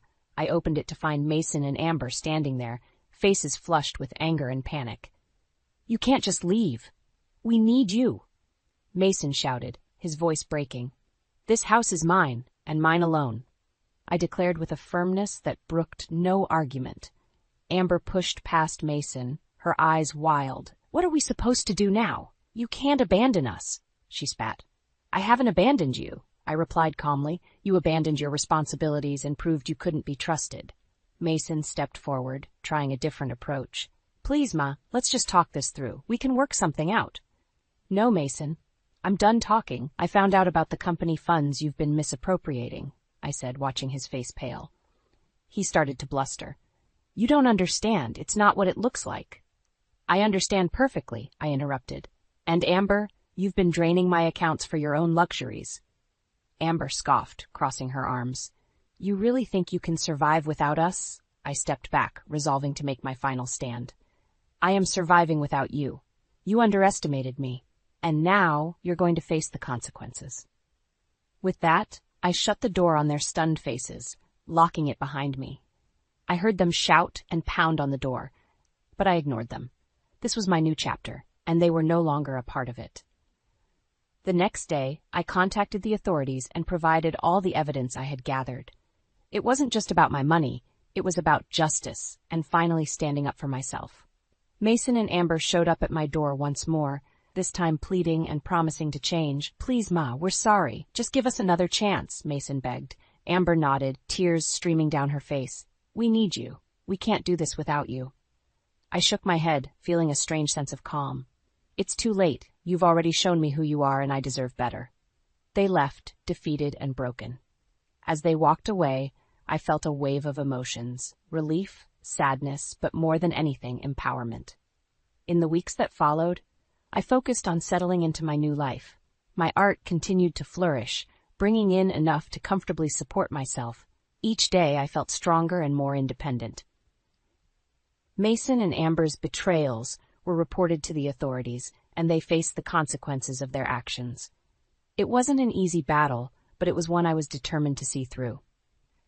One evening, as I painted in the quiet of my new home, I thought about the journey that had brought me here. I had turned pain into purpose, anger into action, and for the first time in a long time, I felt a profound sense of peace.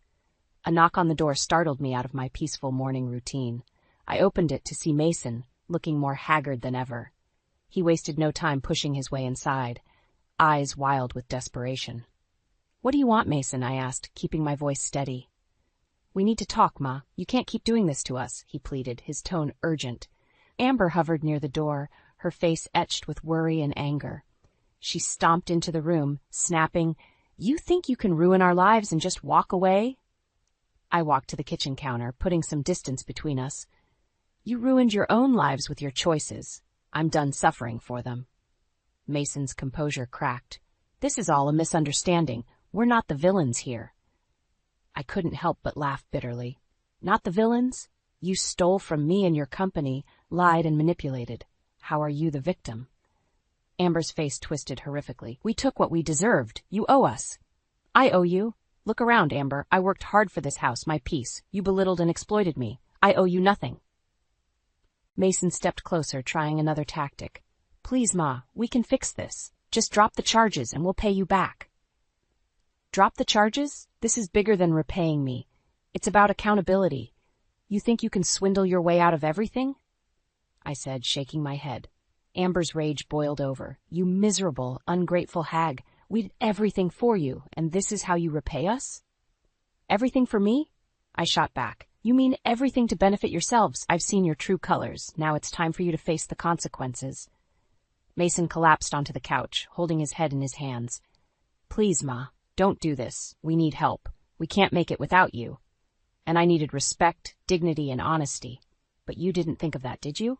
I sighed, feeling the weight of the years of manipulation lift. At that moment, the doorbell rang again. I opened it to find 2 police officers standing there. Are you Nora Collins? One of them asked. Yes, I am, I replied, stepping aside to let them in. Amber's eyes widened in horror. No, this can't be happening. You can't let them take us. The officers stepped forward, addressing Mason and Amber. Mason Collins, Amber Davis, you are under arrest for fraud and embezzlement. Mason's face turned a ghostly white. Ma, do something! Talk to them, he begged as he was handcuffed. Amber screamed, thrashing as they restrained her. You can't do this! We're family! I watched silently as the officers led them away, their protests echoing down the hallway. It was a heartbreaking sight, yet I felt a sense of justice being served. Once they were gone, the quiet of the house felt deafening. I walked back to my easel, picking up a brush with trembling hands. Dipping it into the paint, I tried to steady myself through the familiar motion. As I worked, I reflected on the confrontation. This wasn't about revenge anymore. It was about reclaiming my life and ensuring that Mason and Amber faced the consequences of their actions. Mrs. Harper had been a wonderful support through all this, offering advice and encouragement as I balanced my work at the store and the challenges at home.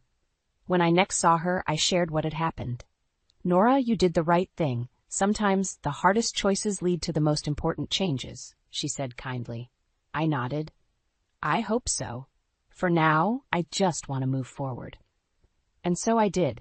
Each day became a step toward healing, creating new routines in my quiet, comforting home. Though the scars remained, I knew I had emerged stronger and more self-assured than I ever thought possible. The reality of Mason and Amber's arrest didn't truly sink in until I visited the police station to finalize my statement. As I walked through the cold, sterile corridors, I felt a mixture of apprehension and resolve. This was it, the point of no return. An officer led me to an interview room. Miss Collins, we'll need you to recount everything again for the record, he said, his tone professional yet compassionate. I took a deep breath and began, detailing the lies, the theft, the manipulations. For the first time, I laid everything bare without fear. My voice remained steady as I recounted each betrayal, each moment of pain, knowing this was a necessary step for justice. When I finished, the officer nodded. Thank you, Miss Collins. Your courage in coming forward is commendable. As I stepped out of the station, I noticed a familiar face in the waiting area. It was Emily Harper, Mrs. Harper's daughter. She stood up and approached me. Nora, I heard what happened. I'm so sorry you had to go through all this, she said softly. Thank you, Emily. It's been tough, but it needed to be done, I replied. Mom wanted me to check in on you. She's been worried, Emily added. Tell her I appreciate it, and I'll drop by the store soon, I said, grateful for the support. That evening, I allowed myself a moment of reflection. The house was quiet, almost peaceful. I picked up my phone and called Mrs. Harper. Nora, how are you holding up? Her warm voice asked. I'm okay, Mrs. Harper. Mason and Amber are facing their consequences, I said, feeling a strange mix of relief and sadness. You did the right thing. You deserve peace, Nora, she reassured me. Thank you, I whispered, grateful for her kindness. The next few days were filled with legal proceedings and meetings with lawyers. I attended court sessions where Mason and Amber's crimes were laid bare for all to see. They tried to plead for leniency, but the evidence was overwhelming. After one particularly grueling session, Mason approached me in the hallway. His eyes were red, and he looked defeated. Ma, please, can't you help us? We were wrong, but we don't deserve this, he begged. I met his gaze, feeling a pang of sorrow, but knowing I had to stand firm. Mason, you made your choices. Now you have to face the consequences. There's nothing more I can do. Amber stood behind him, her defiance crumbling into desperation. Nora, please, we're family. Family doesn't do what you did. I can't help you anymore, I said quietly. As they were led away, I felt a sense of closure. This chapter of my life was ending, but it was paving the way for a new beginning. Returning home, I focused on my art. Each brushstroke was a step toward healing, each painting a testament to my resilience. The small gallery I'd created in my living room began to grow, each piece reflecting the journey I had undertaken. One afternoon, Mrs. Harper visited. She walked through my makeshift gallery, admiring the paintings. "These are beautiful, Nora. You've come such a long way," she said, her eyes filled with admiration. "Thank you. It's been a lifeline," I replied, feeling a swell of pride. We sat down with cups of tea, the conversation turning to the future. "What's next for you, Nora?" Mrs. Harper asked. "I think I'll keep painting, maybe even start displaying them more widely. And I want to focus on finding peace," I said, feeling hopeful. "You have a gift, Nora. Share it with the world. And remember, you're stronger than you think," she said, giving my hand a reassuring squeeze. As she left, I looked around my home, filled with the artwork that had become a symbol of my journey. The past was behind me, and I was ready for whatever the future held. I had faced the darkness, and now it was time to embrace the light. Life had a new rhythm, a steadier one. The court proceedings were behind me, and both Mason and Amber were serving their sentences. There was a strange peace in the aftermath, a calm I hadn't felt in years. My little house had become my sanctuary. I spent my days painting and working part-time at the art supply store. Mrs. Harper continued to be a wonderful support, often stopping by to check on me and discuss new art supplies or techniques. One late afternoon, as I was adding the finishing touches to a vibrant landscape, the doorbell rang. I opened it to find Emily Harper holding a beautifully wrapped gift. "Hi, Nora. Mom and I wanted to give you this," she said, handing me the parcel. "What's this?" I asked, curious. "Just open it," Emily urged, smiling warmly. I untied the ribbon and lifted the lid to reveal an exquisite set of oil paints and brushes. Tears welled up in my eyes. "Thank you, Emily. Please tell your mom I'm so grateful."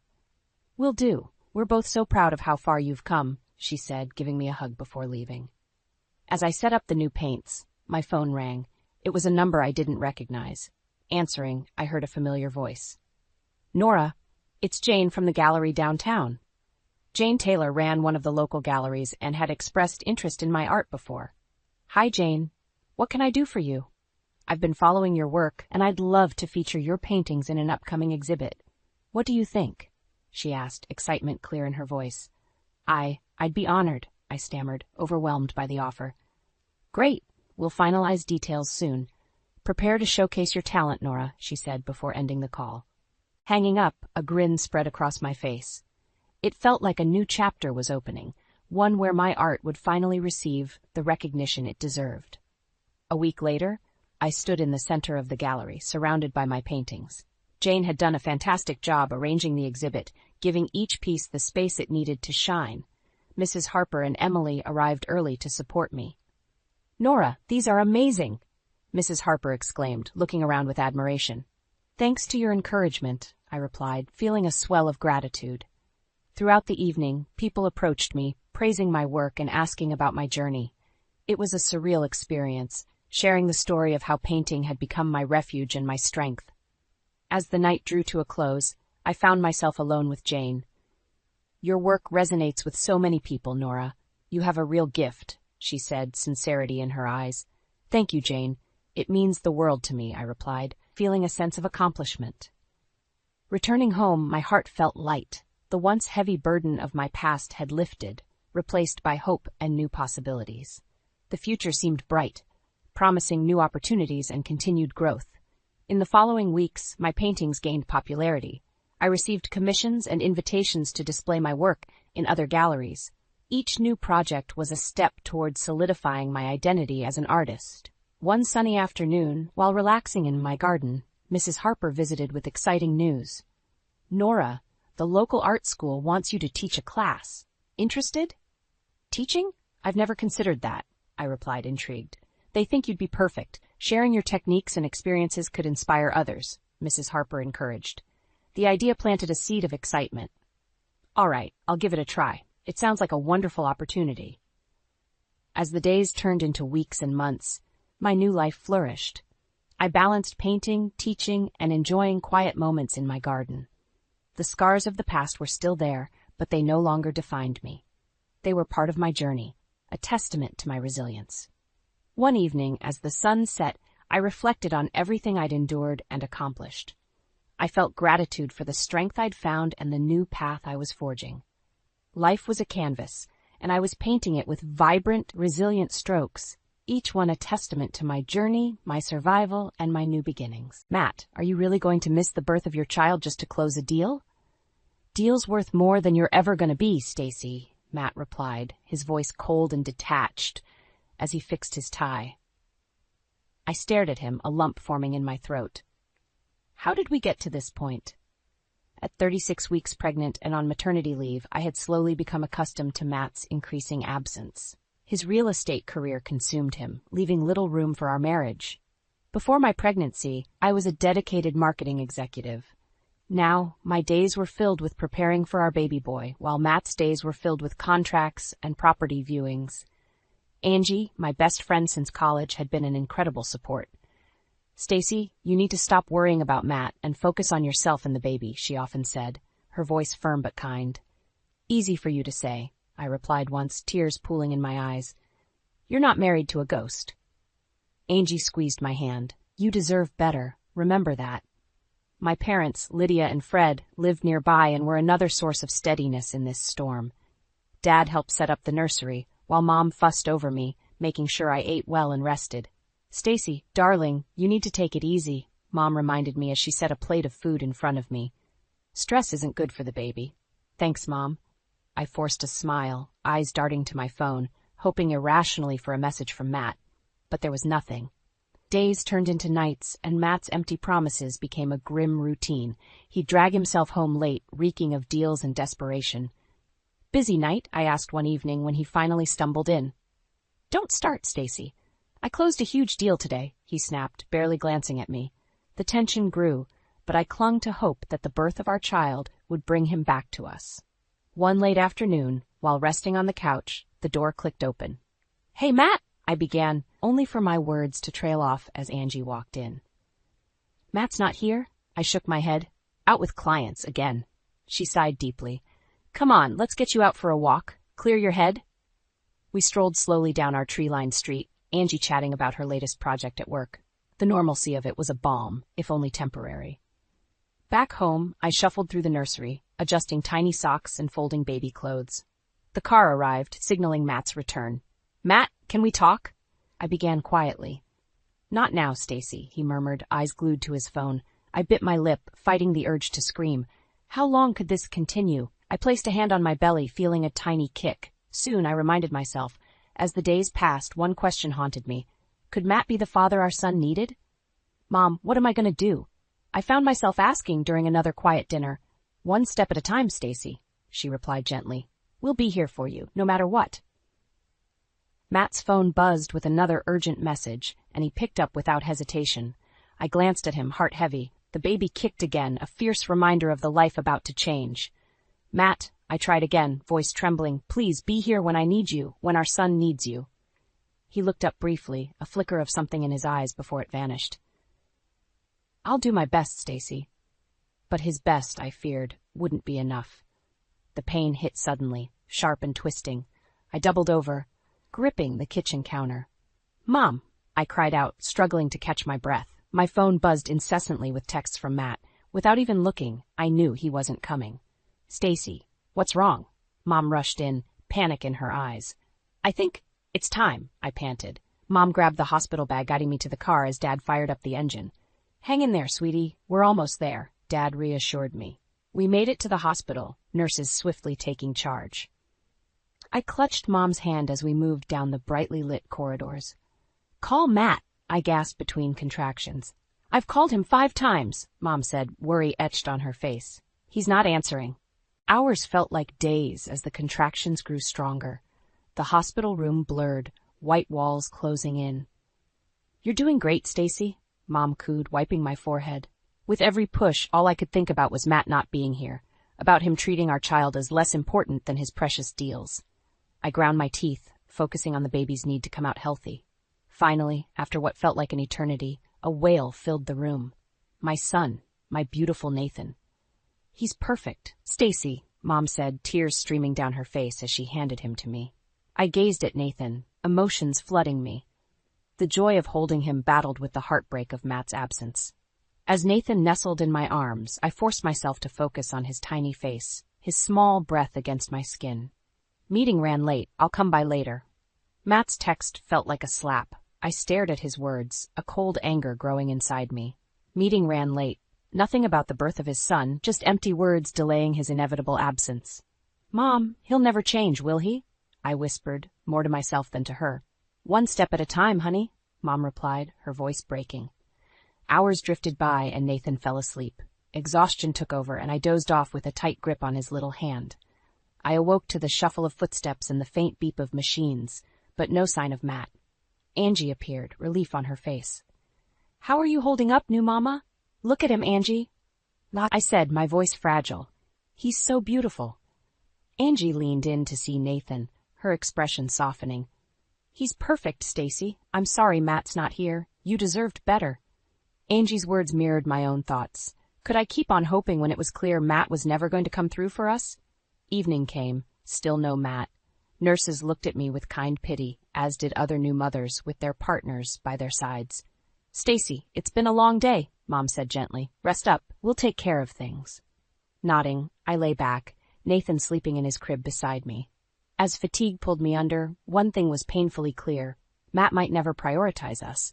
But as I glanced at Nathan, I knew I had to find a way forward. For him.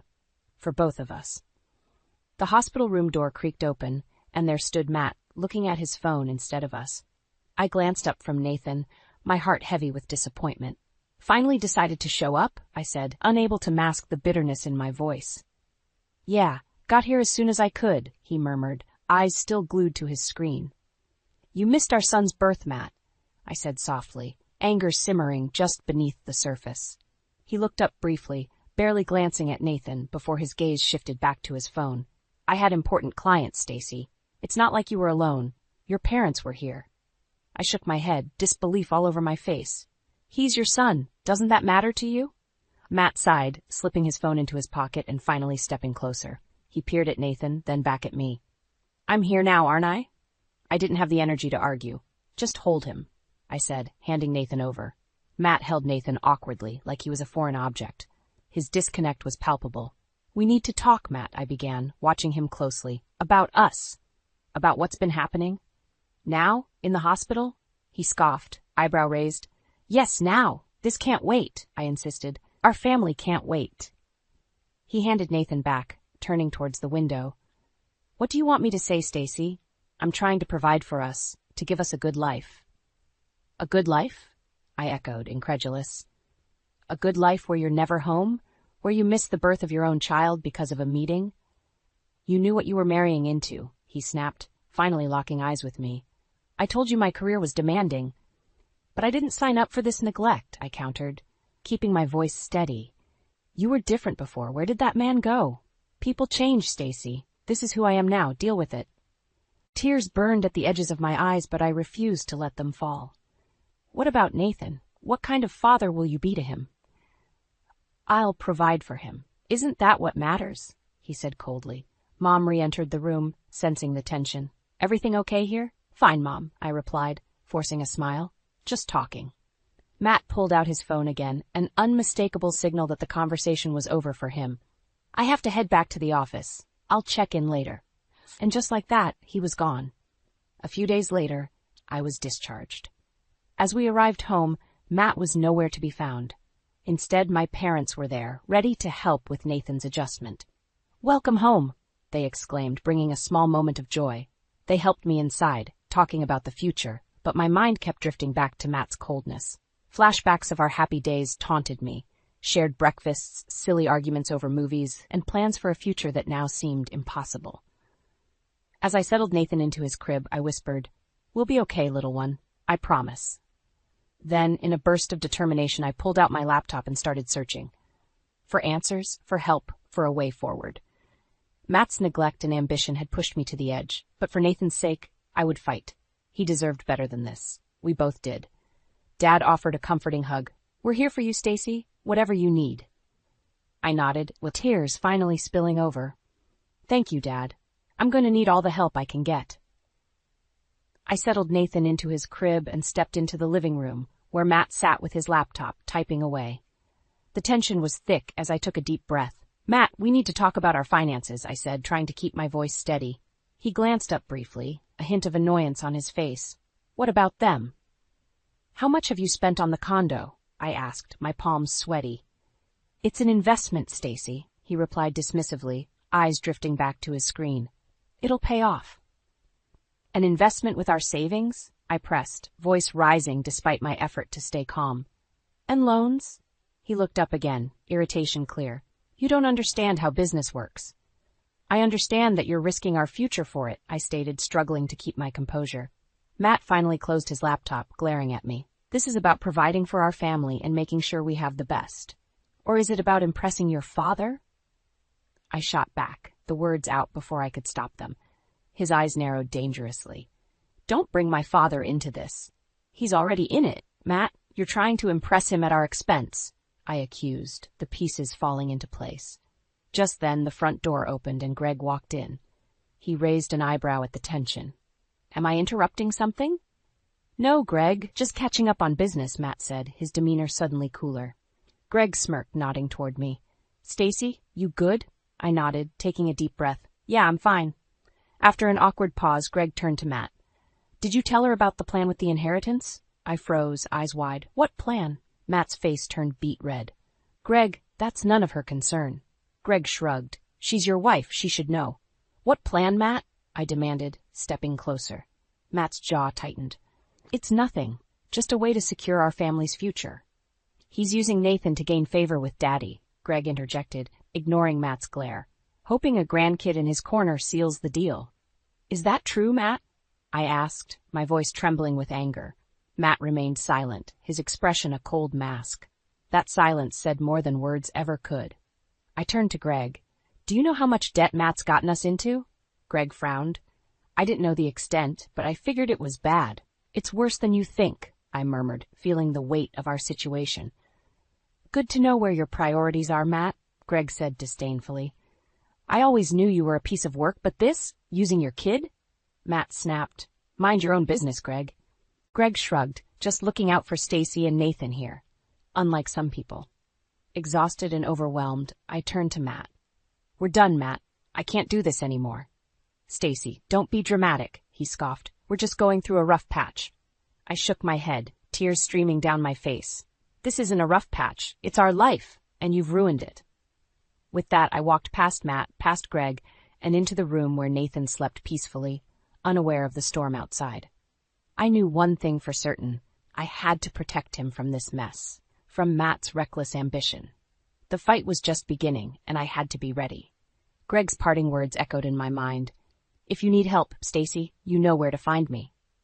The door slammed behind me as I carried Nathan to the car, my heart racing. We're staying with my parents for a while, I said through gritted teeth, not even looking back at Matt. Stacy, don't do this. You're overreacting.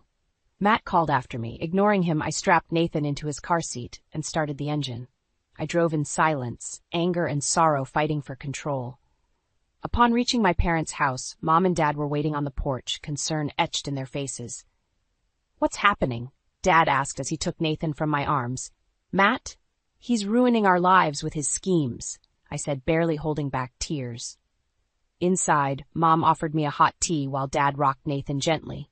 Tell us everything, Mom urged. Between sips of tea, I recounted the details. The debt, the condo, Matt's twisted plan.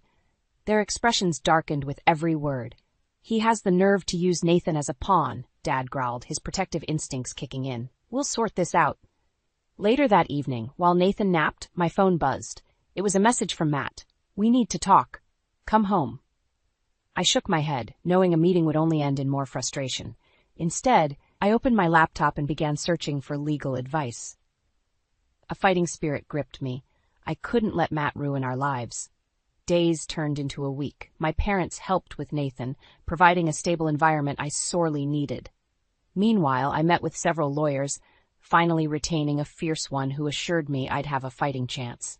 A knock on my parents' door startled me one evening. I opened it to find Matt standing there, an unfamiliar coldness in his eyes. "Stacy, enough of this game. Come home," he demanded. "This isn't a game, Matt. You've jeopardized our future," I replied, standing firm. "You're making a big mistake," he sneered. "Make this easy and come back." I crossed my arms, blocking the door. "I won't let you drag Nathan and me down with you." "Fine," he spat, tossing an envelope at me. "Divorce papers. You're holding me back anyway." I stared at the envelope, shock rendering me speechless. Matt turned and walked away without another word. Mom came to stand beside me, her presence grounding me. What did he want? "He's divorcing me," I whispered, the weight of the words crushing. Mom hugged me tight. "We'll get through this, Stacy, together." Returning inside, I flipped through the papers. Anger welled up. Matt had not only left me, but he had also outlined visitation rights and property divisions that favored him outrageously. No way would I let him get away with this. Days later, I learned from mutual friends in whispered conversations that Matt had moved in with a wealthy client, Celeste. The betrayal added fuel to my fire. "Mom, Dad, I'm fighting back. I'm not letting Matt walk over me," I declared one morning. "Good for you," Dad said, pride in his voice. Angie also stepped up, offering support. "You've got this, Stacy. Nathan deserves better, and so do you." Preparations began in earnest. My lawyer gathered evidence of Matt's neglect and financial recklessness. Greg's surprising support came as an unexpected boon. He hated Matt's tactics as much as I did. One evening, Greg said, "Stacy, if you need anything, count on me. Matt's dug his own grave, and I'll help you cover him up." Nathan cooed in his crib while I fed him, my resolve strengthening. "We're going to be okay, Nathan. I'll make sure of it." Despite Matt's attempts to drag us down, I felt a growing sense of purpose. The courtroom confrontation was coming, and I knew I had to be ready. For Nathan. For our future. For justice. Courtrooms always felt cold, no matter the season. Sitting beside my lawyer, Mrs. Hayes, the tension in the air thickened. Matt sat across from us with his attorney, looking smug as ever. "Your Honor," Mrs. Hayes began, her voice strong and clear, "we present evidence of Mr. Miller's financial recklessness and neglectful behavior towards his family." My heart pounded as she laid out documents showing Matt's misuse of our savings and the loans he'd taken without my knowledge.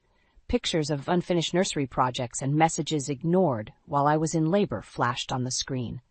Matt's attorney, Mr. Collins, tried to counter. "These are measures Mr. Miller took to ensure financial stability. His investment in the condo is for the family's benefit." Mrs. Hayes didn't miss a beat. "That so-called investment jeopardizes their future. More importantly, Mr. Miller's neglect cannot be justified." She turned towards me, offering a reassuring nod. "Stacy, could you explain how Mr. Miller's actions have impacted your life and the life of your son?" I stood, my legs slightly trembling but my voice steady. "Matt has been absent, physically and emotionally. He missed our son's birth because he was at a meeting. He took our savings and put us in debt for a condo to impress clients and gain his father's approval. And now he's living with another woman, showing zero regard for our family." Matt fidgeted, clearly uncomfortable with the spotlight on his failures. A few days later, while preparing for another round in court, a knock on my door revealed Greg. "I have something that might help," he said, handing over a folder.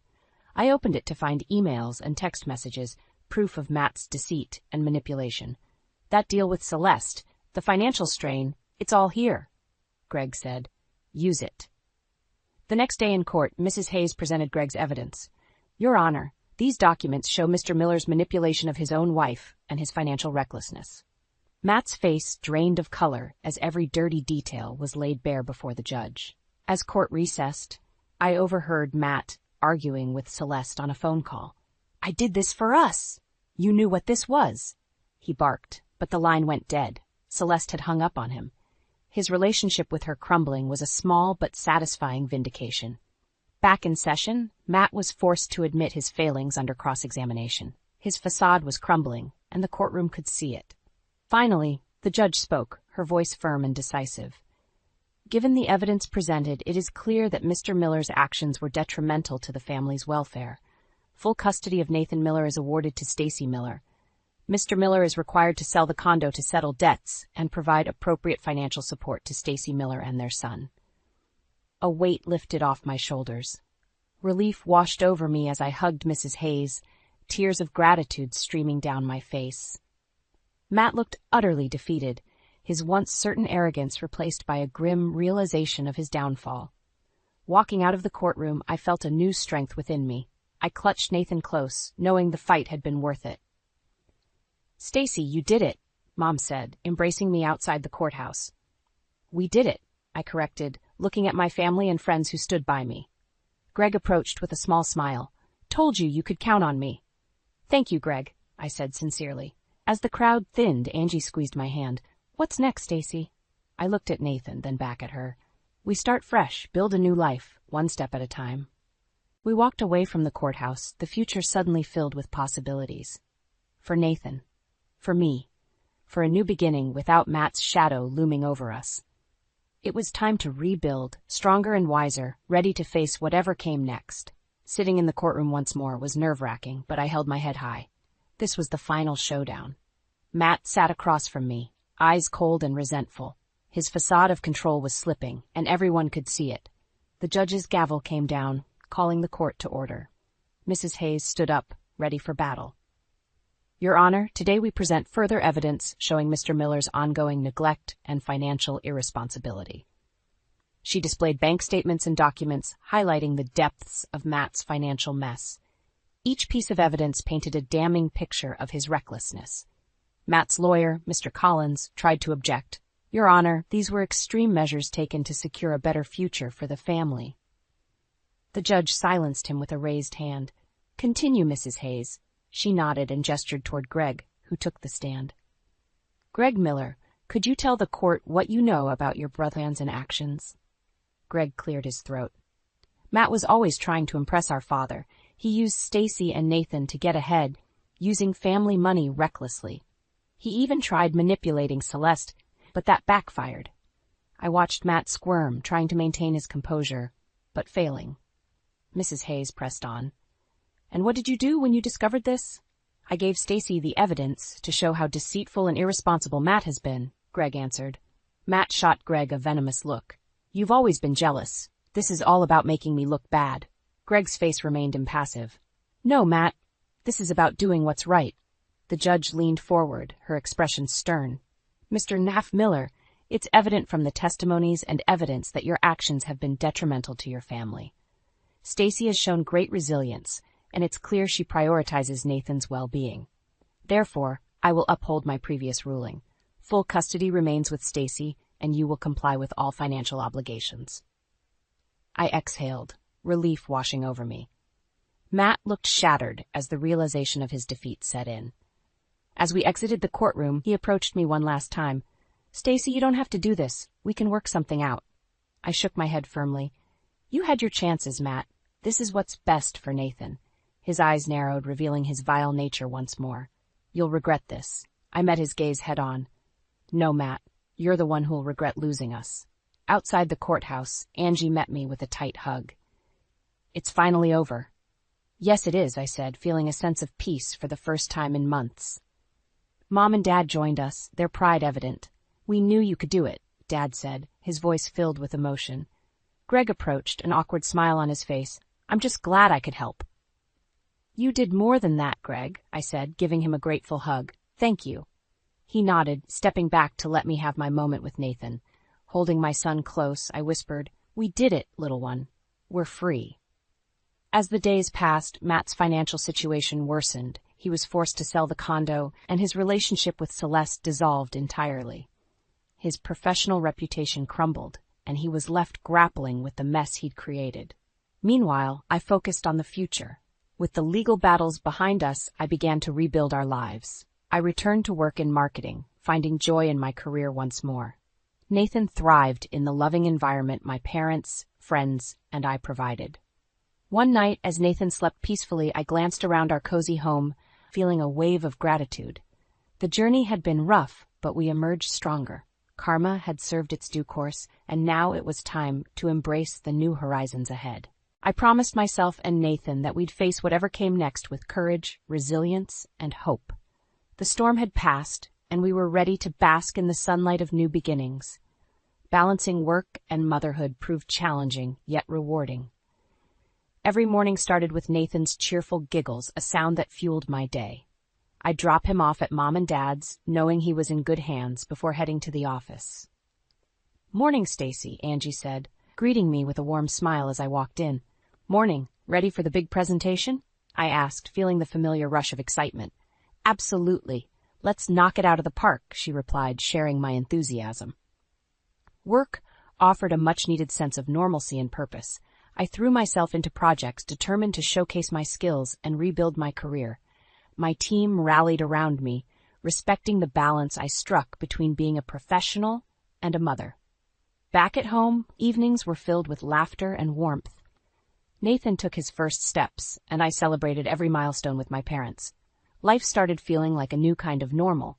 One evening, while feeding Nathan, my phone buzzed. A text from Greg. "Can we meet? Need to discuss something important." Curious but cautious, I agreed. We met at a local cafe where Greg's expression was serious. "Stacy, there's something you need to know," he began, his tone grave. "Matt's been trying to undermine you at the office, spreading lies to our father, hoping to turn him against you." My heart clenched. "Why won't he just leave us alone?" "Because he can't stand losing," Greg replied. "But listen, I've got an idea. There's still money involved from Dad's business, and I want to make sure Matt doesn't get his hands on it." I nodded, desperate to protect Nathan's future. "What do you need from me?" "Just your support. Together, we can redirect Dad's investments to benefit Nathan. It's what he would have wanted," Greg explained. It was risky, but I trusted Greg. "All right, let's do this." Over the next few weeks, Greg and I worked tirelessly to secure the investments. We presented our case to his father, backed by evidence of Matt's manipulations. The old man listened, eventually agreeing to our plan. Matt's downfall continued. His schemes backfired, and he was left to grapple with the repercussions. Meanwhile, Greg and I ensured that Nathan's future was secure. One day, while playing with Nathan at the park, I felt a deep sense of peace. Angie joined us, watching Nathan toddle around with a grin on her face. "How's it feel to finally have everything sorted?" she asked. "Honestly, it's freeing," I responded, watching my son's joyful expression. "I didn't think we'd get here." Angie patted my shoulder. "You're stronger than you ever knew." As the days passed, Matt's presence in our lives faded. He struggled to find stability, his once promising career in shambles. Karma had come full circle, and he was forced to face the consequences of his actions. Meanwhile, I thrived. My career flourished, and Nathan grew up in a loving, supportive environment. We weren't just surviving, we were thriving, building a future full of hope and promise. In a final gesture of gratitude, I decided to help Greg. His loyalty and support had been invaluable. Redirecting some of the investments to aid his startup, I ensured that Matt's former schemes benefited someone who truly deserved it. One evening, as the sun set, I sat on the porch with Nathan in my lap, feeling a deep sense of contentment. I had fought hard, and it had paid off. The future looked bright, and I was ready for whatever came next. Looking at the horizon, I whispered, "We've come a long way, little one. This is just the beginning." Nathan giggled, and I smiled, filled with hope and confidence. We were ready to embrace our new horizons together, stronger than ever. "She's nothing but a glorified maid with no education," Justin said, his voice dripping with disdain. My blood boiled instantly. I glanced around the dinner table, shocked by the cold words that shattered the air. Justin's parents, Evelyn and Richard, exchanged uneasy glances. They didn't try to hide their discomfort. "Justin, that's enough," Evelyn said, her voice trembling slightly. "Well, it's the truth, Mom," he replied, shrugging as if it was the most natural statement in the world. "Eva, you know I'm just being honest." I looked at him, my mind racing. This wasn't the man I thought I knew. His charming smile and tender gestures now seemed like a cruel facade. "Is this really what you think of me?" I asked, my voice barely steady. He leaned back in his chair, completely unfazed. "Come on, Eva, let's not make a scene. I'm sure they want to know who they're dealing with." I couldn't believe his audacity. After everything. I stopped myself, afraid my voice would crack. My heart pounded as I tried to maintain composure. I glanced at Evelyn and Richard, looking for any sign of support. Evelyn's eyes held regret, while Richard stared at his plate, seemingly lost for words. Justin's smirk was the final straw. I pushed back my chair and stood up, my hands trembling. "Excuse me," I muttered, heading towards the front door. I needed fresh air. Needed to think. Eva, wait, Evelyn called after me. I paused, feeling her gentle hand on my shoulder. I don't know what Justin was thinking. Please, don't judge us by his words. He can be difficult. I looked at her, her eyes sincere. He's never talked to me like that before, I said. I don't know what to think. Give it time, dear, she said softly. These things have a way of sorting themselves out. I nodded weakly and stepped outside, the cool evening air hitting my face. I never imagined that the man I moved in with would turn out to be so condescending. His words echoed in my mind, each syllable cutting deeper than the last. Justin soon joined me on the porch, pretending everything was fine. You didn't have to leave, he said casually, as if dismissing the whole affair. I can't believe you said that, I replied, my voice quivering with suppressed anger. Do you really think so little of me? Eva, you need to understand something, he said, his tone shifting to one of mild irritation. My parents needed to know about your background. There's nothing wrong with being honest. I need some time alone, I said, cutting him off. I couldn't stand to hear any more. He raised his hands defensively. Fine, but don't be dramatic. I watched him walk back inside, the door closing softly behind him. I felt the weight of his words pressing down on me. This wasn't the first time I had felt his condescending attitude, but it had never been so blatant. I thought about my mother, Sharon, waiting at home for me. Her frail condition and need for constant care already wore heavily on my spirit. Justin's words cut deeper than he knew, hitting the raw nerves of my insecurities and fears. I thought I had found a partner, someone to build a life with, but tonight's events tore down that illusion. As I stood on the porch, the night air cooling my heated skin, I resolved not to let this define me. No matter how charming or successful Justin was, I had my dignity. I glanced back at the house one last time. This would not be the end, but a beginning. One way or another, I would find a way through this. I'm out there saving lives while you flounder in mediocrity, Justin snarled as he tossed his keys on the kitchen counter. The sound of metal clanging echoed through the apartment, emphasizing his words. I froze, the dishcloth in my hand halfway to the sink. Excuse me? You heard me, Eva, he said, rolling his eyes. Do you know how tiring it is to come home to this mess after a 12-hour shift? I glanced around the spotless kitchen. Nothing was out of place. What mess? I asked, exasperated. He stalked toward me, pointing a finger in my face. Your life is a mess. Look at you, a high school dropout, waiting tables and cleaning houses. Do you think that's impressive? My heart pounded as his words sank in. The man I fell in love with was nowhere to be seen. I contribute to this household, too, I managed to say, my voice trembling with anger. Justin scoffed. Barely. I cover most of the bills. What you make is peanuts. I clenched my fists, feeling the anger build up inside me, but I decided to stay calm. I'm doing the best I can, Justin, and I'm also caring for my mom. That's not nothing. He shook his head, laughing bitterly. Always your mother. You're drowning in mediocrity, and you drag me down with you. I turned away, blinking back tears. His words were like knives cutting deep. I could hear him behind me, the sound of his heavy breathing filling the room. You know what, I said, refusing to let him see me break down. Maybe you'd be happier if I wasn't here. Maybe I would, he spat out. Or maybe you could actually try to better yourself. I planted my feet firmly on the ground, turning back to face him. His eyes were cold, devoid of the warmth I once adored. I thought we were partners, I said quietly. But you see me as a burden. Eva, open your eyes, he snapped. Partners? Mutual respect? That's fantasy. Welcome to reality. The sting of his words left a bitter taste in my mouth. I need some air, I said, brushing past him to the front door. I could feel his eyes burning into my back but didn't turn around. Out on the street, the cool night air felt like freedom. I tried to piece together how everything had gone so wrong so quickly.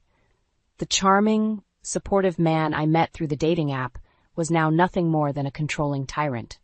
As I walked, my mind drifted to the early days of our relationship, the sweet text messages, the late-night talks, and the promises that now felt hollow. I needed to talk to Sharon. The next afternoon, during one of my rare breaks, I visited her at the old family home. She lay on the couch, looking frail but cheerful. Hey, Mom, I said, trying to mask my stress with a smile. Hey, sweetheart, she replied, patting the space beside her. I sat down, and she immediately noticed something was off. "Tell me what's wrong," she said. I sighed, leaning my head back against the couch. "It's Justin, Mom. He's changed, or maybe I'm just now seeing the real him." She frowned, her eyes filled with concern. "What happened?" "The way he talks to me," I began, pausing to find the right words without breaking down. "He treats me like I'm less than him, like I'm nothing." She reached out and squeezed my hand. "You're not nothing, Eva. You are strong, stronger than you know." Her words brought tears to my eyes, but I blinked them away. "Thanks, Mom. I needed that." We sat there in shared silence, her hand in mine. In that moment, I realized that whatever the future held, I had to be strong, for myself and for her. I would not let Justin's cruelty destroy my spirit. "Stop being so useless and get this house in order," Justin barked as he slammed the door behind him. The force of it sent a shiver through the apartment, like an earthquake had struck. Exhaustion turned into raw, seething anger inside me. I gripped the broom tighter, forcing myself not to snap. "I've been cleaning all day, and I still have to go take care of Mom," I said, keeping my voice calm as possible. He rolled his eyes. "Always an excuse with you, Eva. You think this is hard? Try doing what I do for even a day." "I'm doing my best," I replied, my voice shaking. "Maybe if you could help once in a while." "Help?" Justin cut me off, laughing bitterly. "I'm a surgeon. My time is worth 10 times what yours is. You should be grateful I even talked to you." My fists clenched so tightly around the broom that my knuckles turned white. I turned my back to him, unwilling to give him the satisfaction of seeing me break. Taking a deep breath, I began sweeping furiously, each stroke a silent rebellion. "You know, my colleagues laugh at me," he sneered. "They can't believe I'm stuck with someone like you." His words stung like 1,000 paper cuts. "Then why don't you just leave?" I muttered under my breath, but loud enough for him to hear. He stormed over, yanking the broom from my hands and tossing it aside. "Because, Eva, you need me. You need my money, my status. Without me, you're nothing." I looked up at him, my defiance bubbling to the surface. "I don't need you, Justin. I won't be treated like garbage just because you have a fancy title." He stepped closer, invading my space, his eyes narrowing. "Without me, you'd be on the streets. Remember that next time you think about mouthing off." The ringing of my phone interrupted the tension. I grabbed it from the counter and saw my mother's number. Relief washed over me, an escape from this prison, albeit temporary. "I have to go," I said, brushing past Justin. "My mom needs me." "Just get out," he hissed, waving me off. "Barely worth my time." I walked out the door, his words echoing behind me like a dark cloud. The drive to my mother's was a blur, my mind racing with thoughts of escape. How had things turned so sour so quickly? When I arrived at my mother's house, Sharon was struggling to reach something from the top shelf in the kitchen.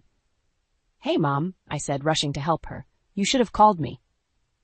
"Thanks, sweetheart," she said, her smile warm but tinged with fatigue. I forced a smile. "I'm fine, just busy. How are you feeling today?" She sat down at the kitchen table, cradling a cup of tea. "I'm okay, but you seem upset. What happened?" I opened my mouth to speak, but the words choked in my throat. "It's just Justin," I managed to say. "He's being impossible again."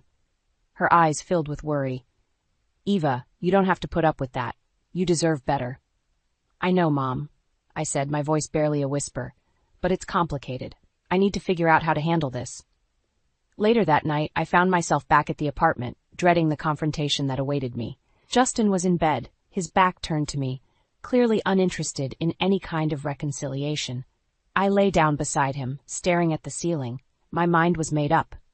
I couldn't continue like this. I needed to find out who he really was. If there were secrets, I would uncover them, and then I would make him pay for every degrading word, every humiliating moment. My resolve hardened, fueling a sense of determination I didn't know I had. I would gather the evidence, plan my move, and expose the man who thought he could treat people like disposable objects.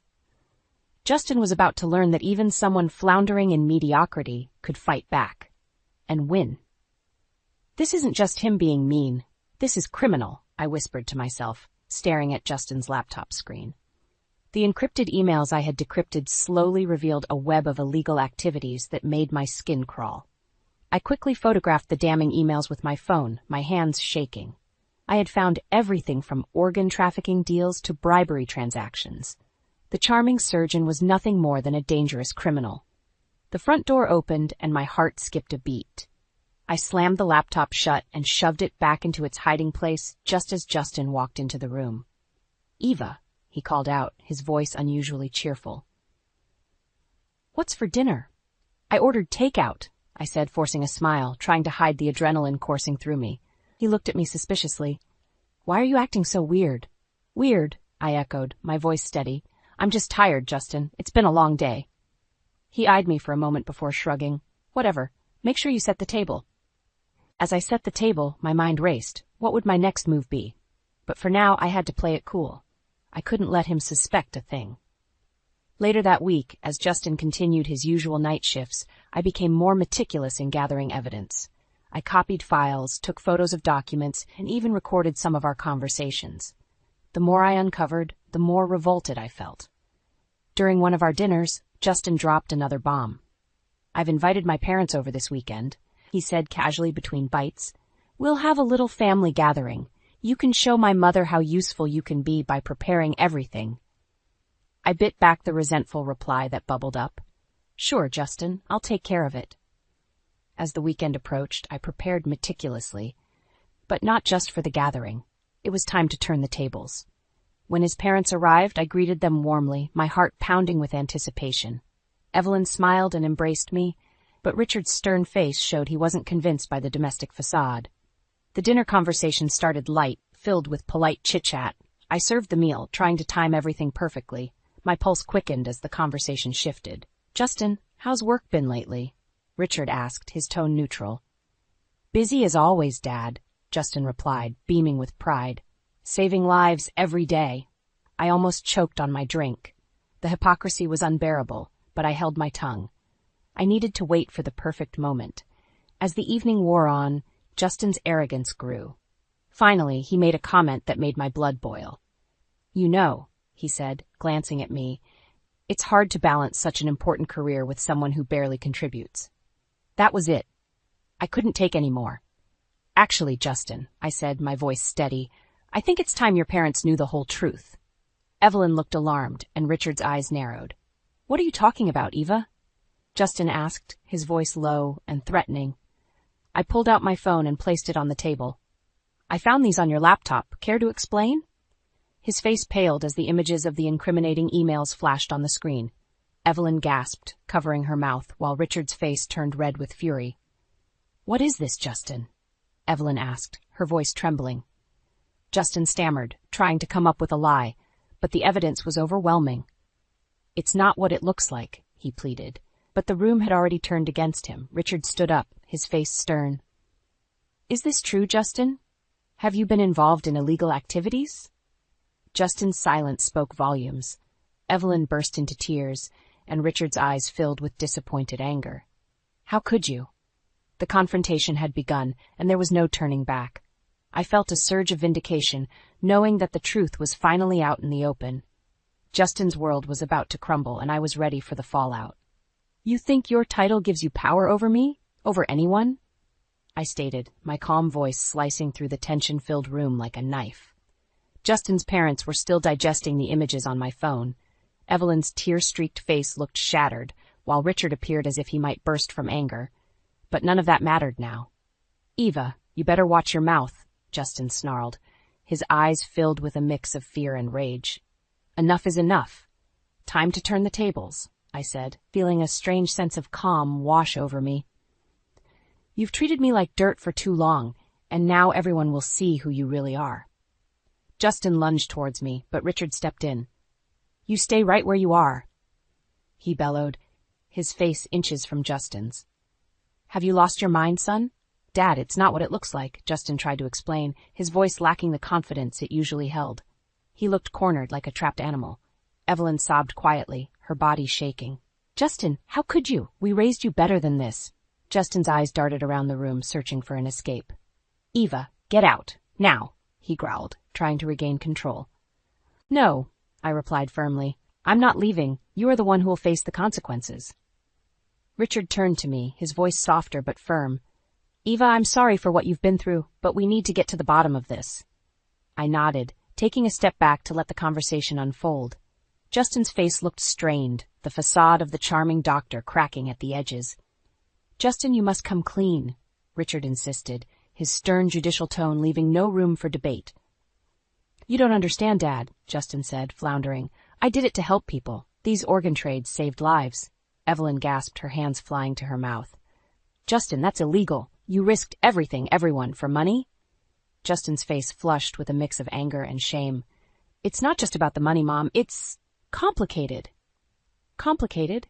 Evelyn cried out. "This is criminal."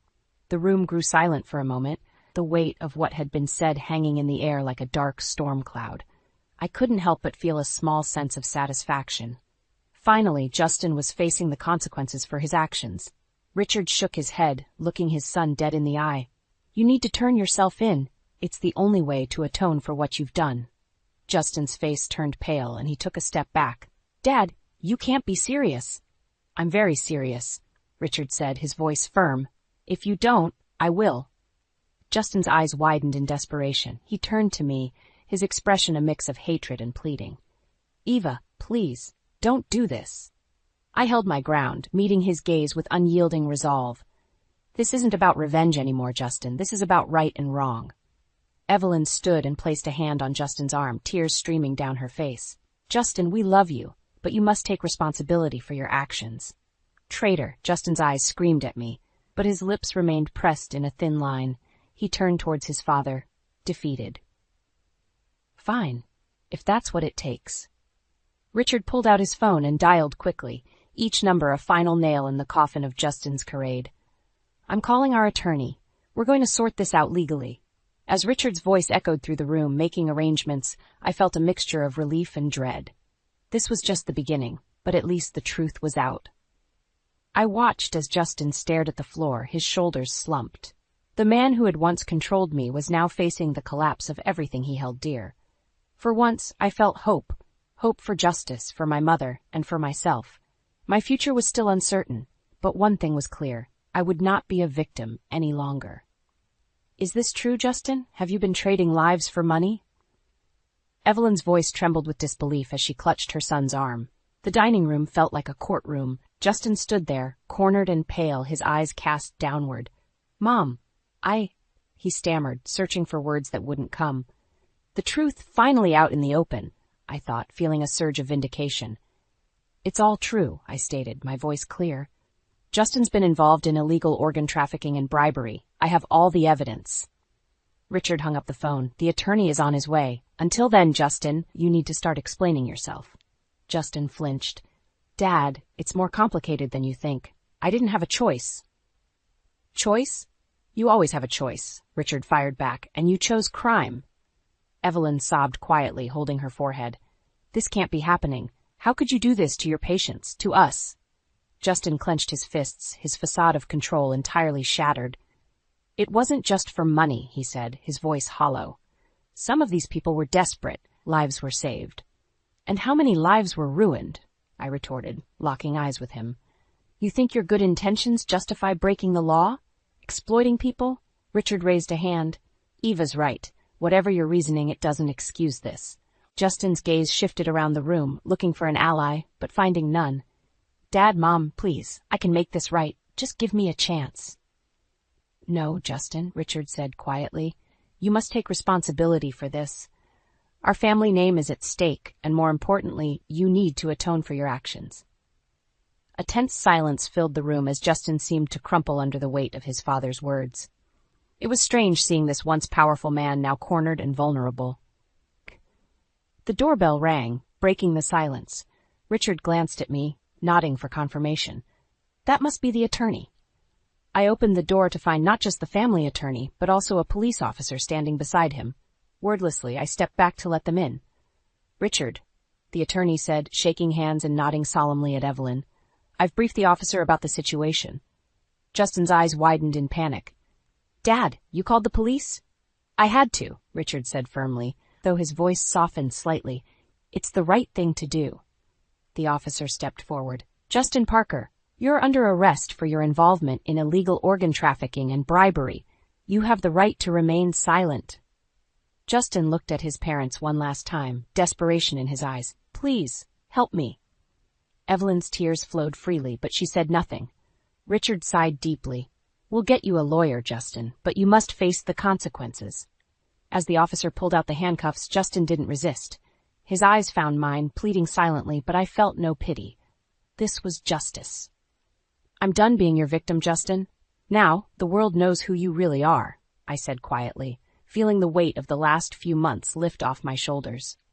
As they led Justin away, Evelyn collapsed into Richard's arms, sobbing uncontrollably. He held her, his face a mix of heartbreak and resolve. "You did the right thing," Richard said, looking at me. "No one should have to live in fear or be treated like that. Thank you for your courage." I nodded, unable to form words. Justice was messy, and hearts were broken, but it was a necessary step. I had exposed the truth, and in doing so had freed myself from Justin's cruel grip. Outside, as the police car pulled away, I watched with a strange sense of peace. Justin had been powerful and ruthless, but now he was simply a man facing the consequences of his actions. And for the first time in what felt like forever, I felt free. The media frenzy hit like a hurricane the day after Justin's arrest. Reporters swarmed our apartment building, their cameras flashing as they peppered me with questions. "Eva, how long did you know? What did you uncover? How do you feel now that it's all out in the open?" "I'm done being your victim, Justin. Now the world knows who you really are," I had said, and it was now more true than ever. As I looked at the chaos around me, I couldn't help but feel a sense of justice. Justice would be served, even if it was a messy process. A police officer managed to clear a path for me. "Eva Hall, Detective Mills would like to speak with you." "Thank you," I replied, following the officer to an unmarked car parked discreetly around the corner. Detective Sarah Mills was waiting inside, her expression unreadable. She motioned for me to sit. "Eva, I need to hear everything from the beginning. What you found, how you found it, all of it." I took a seat, my heart still pounding from the chaos outside. "I found Justin's emails," I began. "He'd been encrypting messages about illegal organ trades and bribes. I took photos of everything." Detective Mills nodded. "We've reviewed the evidence you provided and begun our investigation. Thanks to you, we're already making progress on tracking down his accomplices." A sense of relief washed over me. What happens now? Now we gather more evidence and prepare the case against him. It's going to be a long process, Eva. Are you ready for that? I took a deep breath. "Yes, I'm ready. I've come this far. I won't back down now." Detective Mills smiled faintly. "Good. You've done an incredible thing, Eva. Not many people would have had the courage to do what you did." I nodded, determined. "Thank you, Detective." We spent the next few hours going over the details, piece by piece. It was exhausting, reliving each painful discovery, but I knew it was necessary. By the time we finished, the sun was setting, casting long shadows over the chaotic scene outside. Finally, outside, I glanced at the dispersing crowd of reporters, realizing it was time to reclaim my life. I walked back to our apartment, every step solidifying my resolve. That evening, I called my mom. "Hey, Mom, it's over. Justin's been arrested." Her relief was palpable. "I'm so proud of you, Eva. You've been so strong." "I couldn't have done it without you," I said, my voice breaking a little. "It's been hard, but it was worth it." "Come home, sweetheart," she replied, her voice warm. "We can start over together." "I'll be there soon, Mom." As I packed up my belongings, the emptiness of the apartment struck me. This place, once filled with promise and love, now held only bitter memories and broken dreams. I had to leave it all behind to truly move forward. The next morning, I woke up early, the sun barely peeking over the horizon. I looked around the apartment one last time before stepping out the door with my bags. Outside, the air was crisp, and the world seemed strangely quiet, without the buzz of media frenzy. I took a deep breath, feeling lighter than I had in years. "I'm done being your victim, Justin," I whispered to myself as I walked to my car. "Now, it's time to live my life." As I drove away, the city skyline faded into the distance, along with the chaos that had consumed my life for so long. There was a long road ahead, full of uncertainty and challenges, but for the first time, I felt ready to face it. I arrived at my mom's place, a sense of peace filling me as she welcomed me with open arms. I hugged her tightly, knowing that together we could rebuild our lives. This was just the beginning. Justice had been served, and now it was time to find a new path, one filled with hope, strength, and a future I could finally control. Freedom tastes a little bittersweet, but it's mine, I thought, standing in the doorway of my mother's house. A wave of calm washed over me, something I hadn't felt in what seemed like forever. "Eva, come inside," Mom called, her voice warm and comforting. "Dinner's almost ready." Walking into the kitchen, I was struck by how different this felt compared to the cold, tense atmosphere of the apartment I had shared with Justin. Here, everything smelled of home, of safety and love. "How are you holding up?" Mom asked, setting a pot of soup on the table. "Better," I said, helping her set the table. "It's strange, but I feel like I can breathe again." She smiled, wrapping me in a hug. "We'll get through this together." I felt a sudden swell of gratitude for her support. "Thanks, Mom, for everything." Over the next few weeks, life began to take on a new rhythm. I found part-time work at a local cafe, much less stressful than the multiple jobs I juggled before. It wasn't glamorous, but it paid the bills and allowed me to care for Mom. One afternoon, I received an unexpected call from Evelyn. "Eva, I wanted to apologize for everything. We had no idea what Justin was capable of." "Thank you, Evelyn," I replied, surprised by her call. "I'm just glad the truth is finally out." "We'd like to help if you'll let us," she continued. "Financially, emotionally, whatever you need." I hesitated. Accepting their help felt complicated, yet I knew it would make things easier.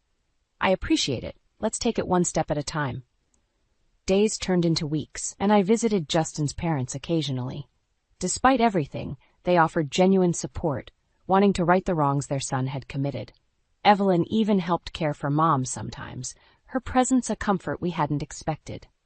One evening, Richard showed up with a somber expression. "Eva, I wanted to tell you that we've arranged a fund for you and Sharon. It's the least we can do." Tears welled up in my eyes. This gesture overwhelmed me. "Thank you, Richard. This means more than you know." He nodded, his face reflecting the weight of his own family's crisis. "We owe it to you." Despite the challenges, a sense of justice and closure began to fill the void left by Justin's abuse. With each contribution from Evelyn and Richard, our lives became a little less burdened. It was a strange alliance forged out of mutual tragedy and need for forgiveness. One night, as I tucked Mom into bed, she grabbed my hand. "I'm so proud of you, Eva. You've done so much for us." I smiled, feeling a warmth spread through my chest. "Thanks, Mom. I just want us to be happy." The news covered Justin's court trial extensively.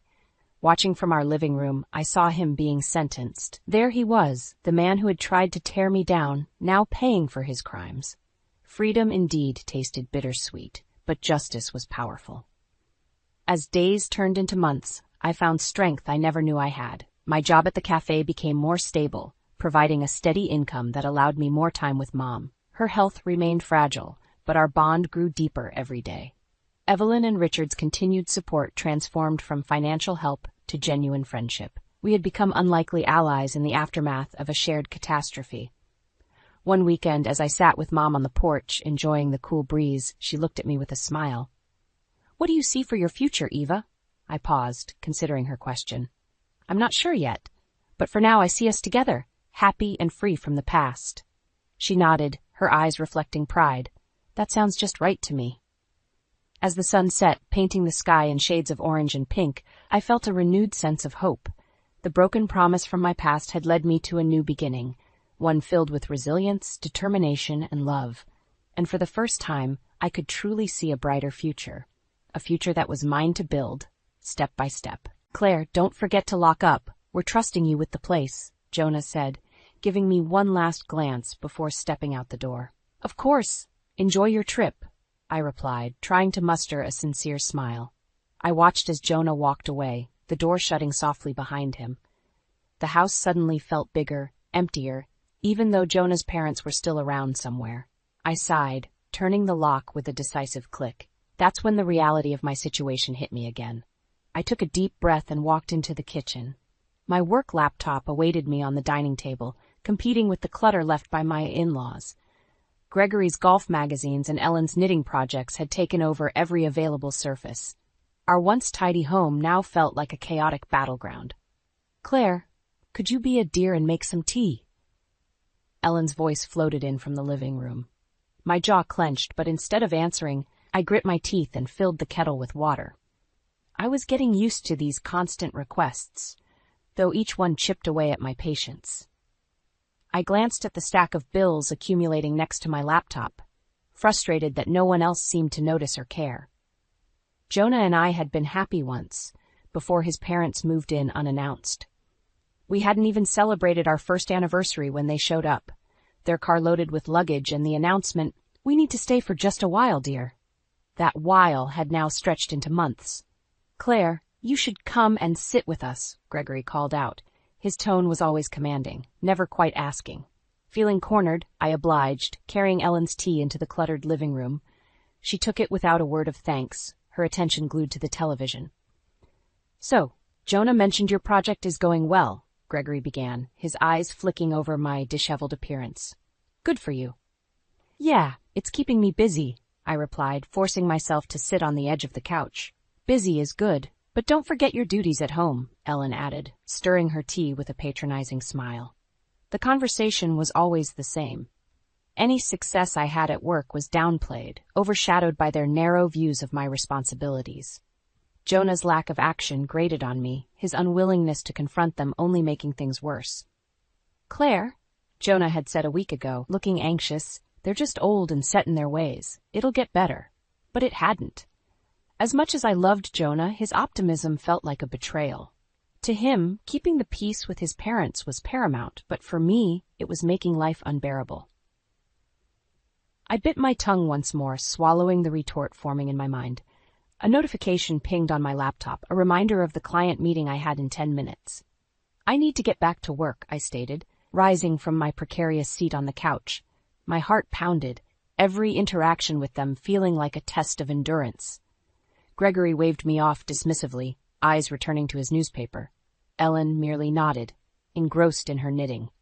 Back at the table, I pushed aside their clutter to make room for my work, the weight of my situation pressing down on me once again. I wondered how many more facades I could wear, how many more compromises I could stomach. Jonah's easygoing nature felt like a distant memory, replaced by an unsettling complacency. My idyllic visions of married life crumbled with each passing day, shadowed by the constant presence of his parents. The kettle whistled, its sharp sound piercing through my reverie. Another tea break for Ellen, another test of patience for me. As I poured the boiling water, I looked out the window, wondering if I'd ever reclaim the peace I'd once envisioned for our home. Endless days of small sacrifices loomed ahead, but deep down, a flicker of determination sparked. Something had to give, and I wouldn't let it be myself. "Claire, there's something wrong with the dishwasher again. It never happens when Jonah uses it." Ellen's voice cut through my focus as I worked at the dining table. I clenched the edge of my laptop, taking a quick breath. "Jonah doesn't even know how to use it. He never cleans up."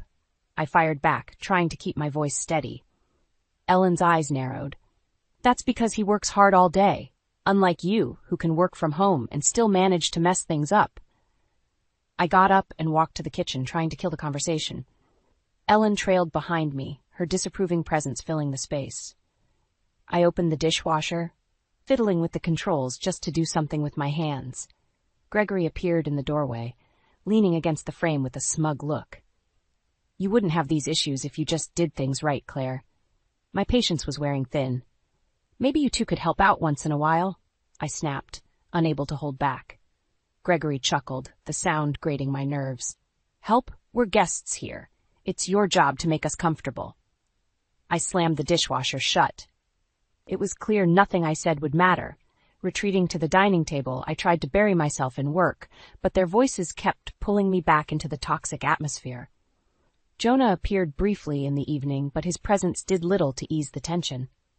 "Hey, Claire, everything all right?" he asked, looking between me and his parents. "Just peachy," I replied, voice dripping with sarcasm. "Your parents seem to think I'm the maid." Ellen piped up. "We only ask for small favors. Jonah, Claire should be able to handle it."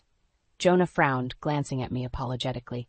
"I'm sorry, Claire. Can we talk about this later?" I pushed my chair back, frustration boiling over. "No, Jonah, we need to talk about this now." But he wilted, his eyes darting back to his parents. "Another time, okay?" he said softly. I walked away, feeling a mixture of anger and despair. Their manipulation and his avoidance were driving a wedge deeper and deeper. Upstairs, I checked my credit card statement on a whim and froze. "Jonah!" I shouted, my voice echoing through the house. He scrambled up the stairs, his parents close behind. "What is it?" he asked, bewildered. "Did you use my credit card?" I demanded, showing him the statement with luxury purchases I never made. Jonah looked blank. "No, I didn't." Gregory stepped forward. "We did. We needed a few things, and we assumed it was fine." "You assumed," I repeated, disbelief lacing my voice. "You charged thousands of dollars without asking?" Ellen's face turned cold. "We're family. What's yours is theirs, too." "No," I said, shaking with fury. "That's not how this works." I threw the credit card on the bed, fighting a scream. Jonah looked helpless, his face pale. "I'll talk to them, Claire. I promise." I backed away, disgusted. "Promises mean nothing if you don't act on them, Jonah," I said, storming out of the room, leaving them to stew in the mess they created. Their voices continued downstairs, but I tuned them out, feeling more isolated than ever. I needed a plan, something to reclaim my life. That's when a burning resolve started to form. Enough was enough. It was high time things changed, and I was going to make sure they did. Days blurred together as I threw myself into work. Projects piled up, deadlines loomed, but I found a strange solace in my tasks. Each design, each client meeting kept me away from the chaos at home. My colleagues noticed my dedication to the job, offering words of encouragement and praise. "Claire," Ryan said, leaning on my cubicle wall, "you're on fire lately. How do you do it?" "It's called survival," I joked, though a part of me meant it. Ryan laughed. "Well, keep it up. Management's noticed. I wouldn't be surprised if there's a promotion in your future." His words lit a small spark of hope. At least one part of my life was under control. Back home, things were as unbearable as ever. Gregory and Ellen's dominance grew stronger by the day. They moved my belongings without asking, filled the house with their things, and hovered over every aspect of my life. It was suffocating. One evening, I came home to find Ellen rearranging my office. "Ellen, what are you doing?" I asked, my voice strained from a long day. "Your space was too cluttered." "I'm organizing it," she replied nonchalantly. My jaw clenched. "I like my things where they were." "Well, it's better this way," she insisted, not bothering to pause. At dinner, the conversation turned acidic. "Claire, maybe you should take cooking classes," Gregory suggested with a smirk. "Your meals could use some improvement." I stared at him, wondering how he could be so condescending. "Maybe you should appreciate the fact that I'm cooking at all." Gregory chuckled, turning to Jonah. "See, son, this is what I mean. A little gratitude goes a long way." Jonah looked uneasy, trapped between us. "Let's just eat," he said, attempting to steer clear of another confrontation. The final straw came when I checked my bank account and found another series of unauthorized transactions. This time, it was for an expensive spa package. I stormed into the living room, holding the bank statement in my hand. "More charges, really?" I yelled. "You spent $1,200 on a spa?" Ellen barely looked up from her knitting. "Relax, Claire. It was just a treat. We needed it." "You needed it? How about asking before using my money?" I spat. Gregory looked up from his newspaper, unfazed. "This isn't all your money, Claire. We're family." "No, this is theft," I countered, my voice shaking with rage. The tension in the room thickened. Jonah stepped in, trying to mediate. "Claire, we'll sort this out, right, Mom? Dad?" Ellen and Gregory shrugged, clearly not taking it seriously. Jonah's attempts to placate me only deepened my feeling of betrayal. I left the room, retreating to my work once again, using it as my only escape. Then the promotion came. Management called me in, offering me a senior graphic designer role. The additional workload meant more time at the office, and I clung to the opportunity like a lifeline. I spent longer hours at work, enjoying the camaraderie of my colleagues and the satisfaction of my achievements. At home, I distanced myself, focusing on my future. The bitterness I felt towards Jonah and his parents grew, fueling my determination to take action. Late one night, as I walked through the empty office, Ryan found me packing up. "Big plans for the weekend? More work," I admitted. "Keeps me sane." He nodded. "If you ever need to talk, you know where to find me." His support gave me a momentary reprieve, but I knew my real battle lay ahead. It was time to reclaim my life, no matter the cost. I started to outline my next steps, every small detail fueling my resolve. I opened the front door to find a note taped to it. "Gone for a week, back soon." It read in Ellen's flowery handwriting. My heart sank and then spiked in anger.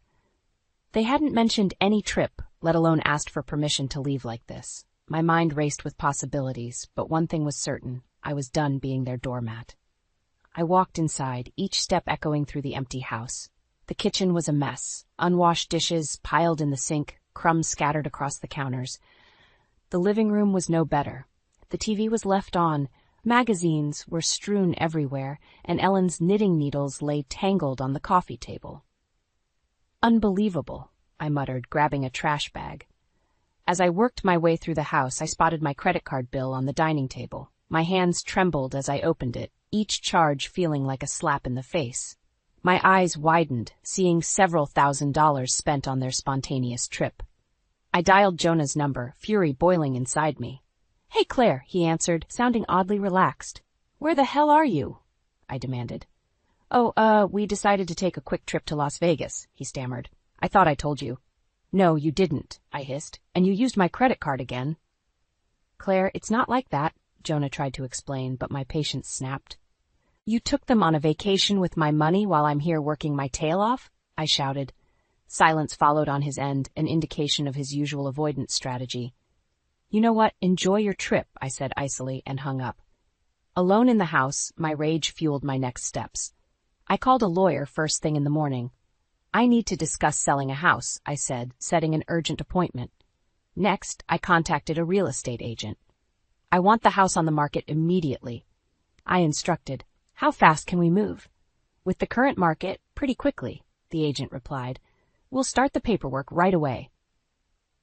I spent the next few days stealthily packing my belongings.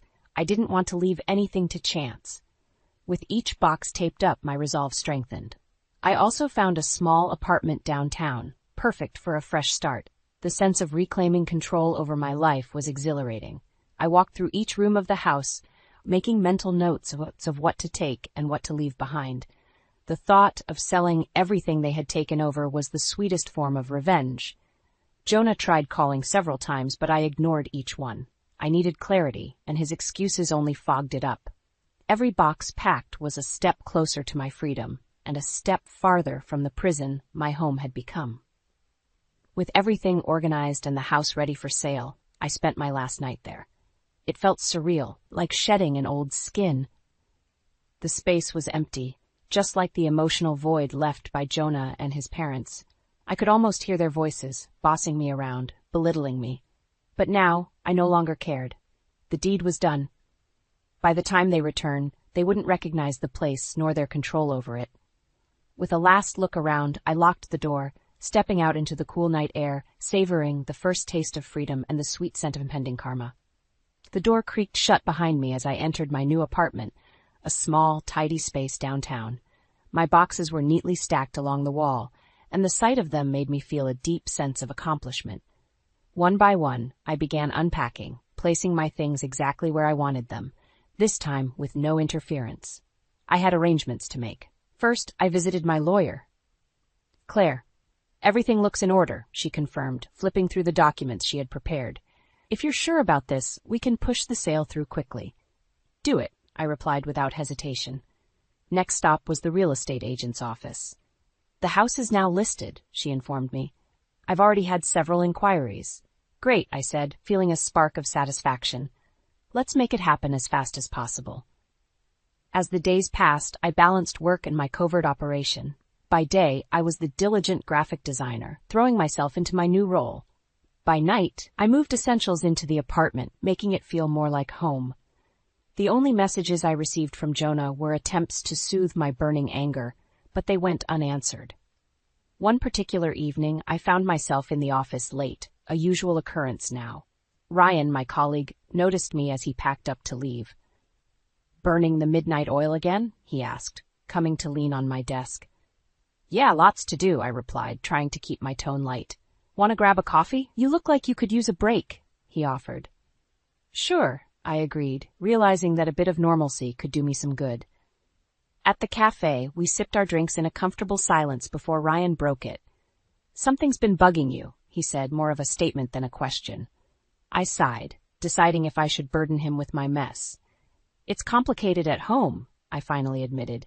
"If you ever need help, I'm here," he said, his sincerity touching me in ways Jonah's evasions never did. "Thanks, Ryan," I said softly, appreciating the gesture more than he knew. The next morning, I received a call from my real estate agent. "Claire, we have a buyer," she announced.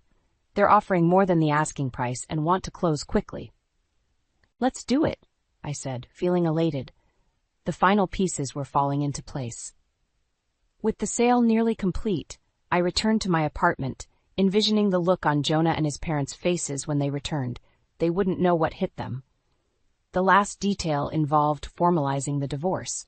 I made sure the papers were prepared and ready for when they returned. My plan was airtight, each step meticulously thought out and executed. Packing the last of my belongings from the house, I felt a strange sense of peace. I had no regrets. They had pushed me to this point, and now they would face the consequences. I locked the door one final time, leaving the key under the mat with a note. "We're done." I stepped away, my new life awaiting me. The control I had fought so hard to reclaim was finally mine, and as I walked towards my future, the weight lifted from my shoulders and was replaced by a renewed strength. I stood by the window of my new apartment, watching the minute hand on the clock crawl. Any moment now they'd come back from their trip. I could almost picture their confused faces when they found themselves locked out. It wasn't long before my phone buzzed. It was Jonah. I let it ring twice before picking up. "What's happening here? We can't get into the house," he yelled, his voice frantic. "I sold it," I said calmly. There was silence on the other end of the line. "You? What?" Jonah finally spluttered. "I sold the house. It's done," I repeated, feeling a strange sense of relief wash over me. "You can't do that. This is our home." Ellen's voice shrieked in the background. "No," I replied, my voice cold as steel. "It was my home. You've been nothing but uninvited guests." Jonah was silent, too stunned to respond. Ellen grabbed the phone from him. "We'll see about this, Claire. We'll get a lawyer. You'll regret this," she threatened. "Do whatever you feel you need to," I said, unbothered. "But the paperwork is ironclad. You'll find no loopholes." On the other end, I could hear Gregory cursing.